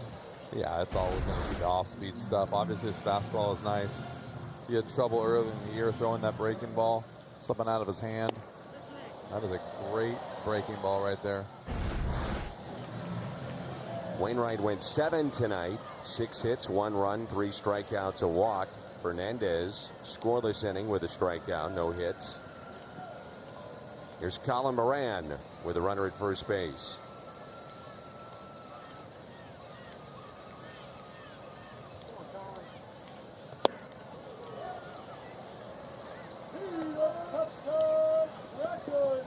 Moran tonight with 3 groundouts.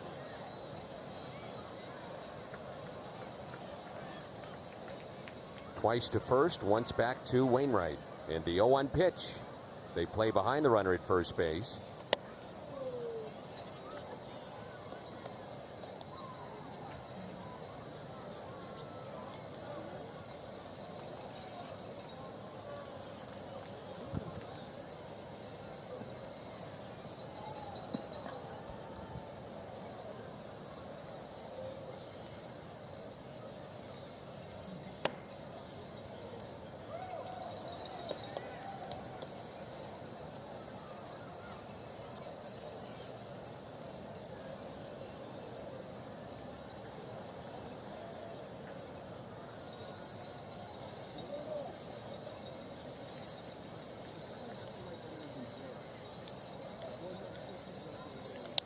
That's fouled back.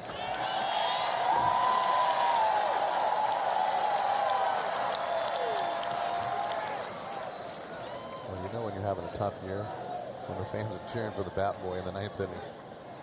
Or a long night. That's the case for both. How's that right?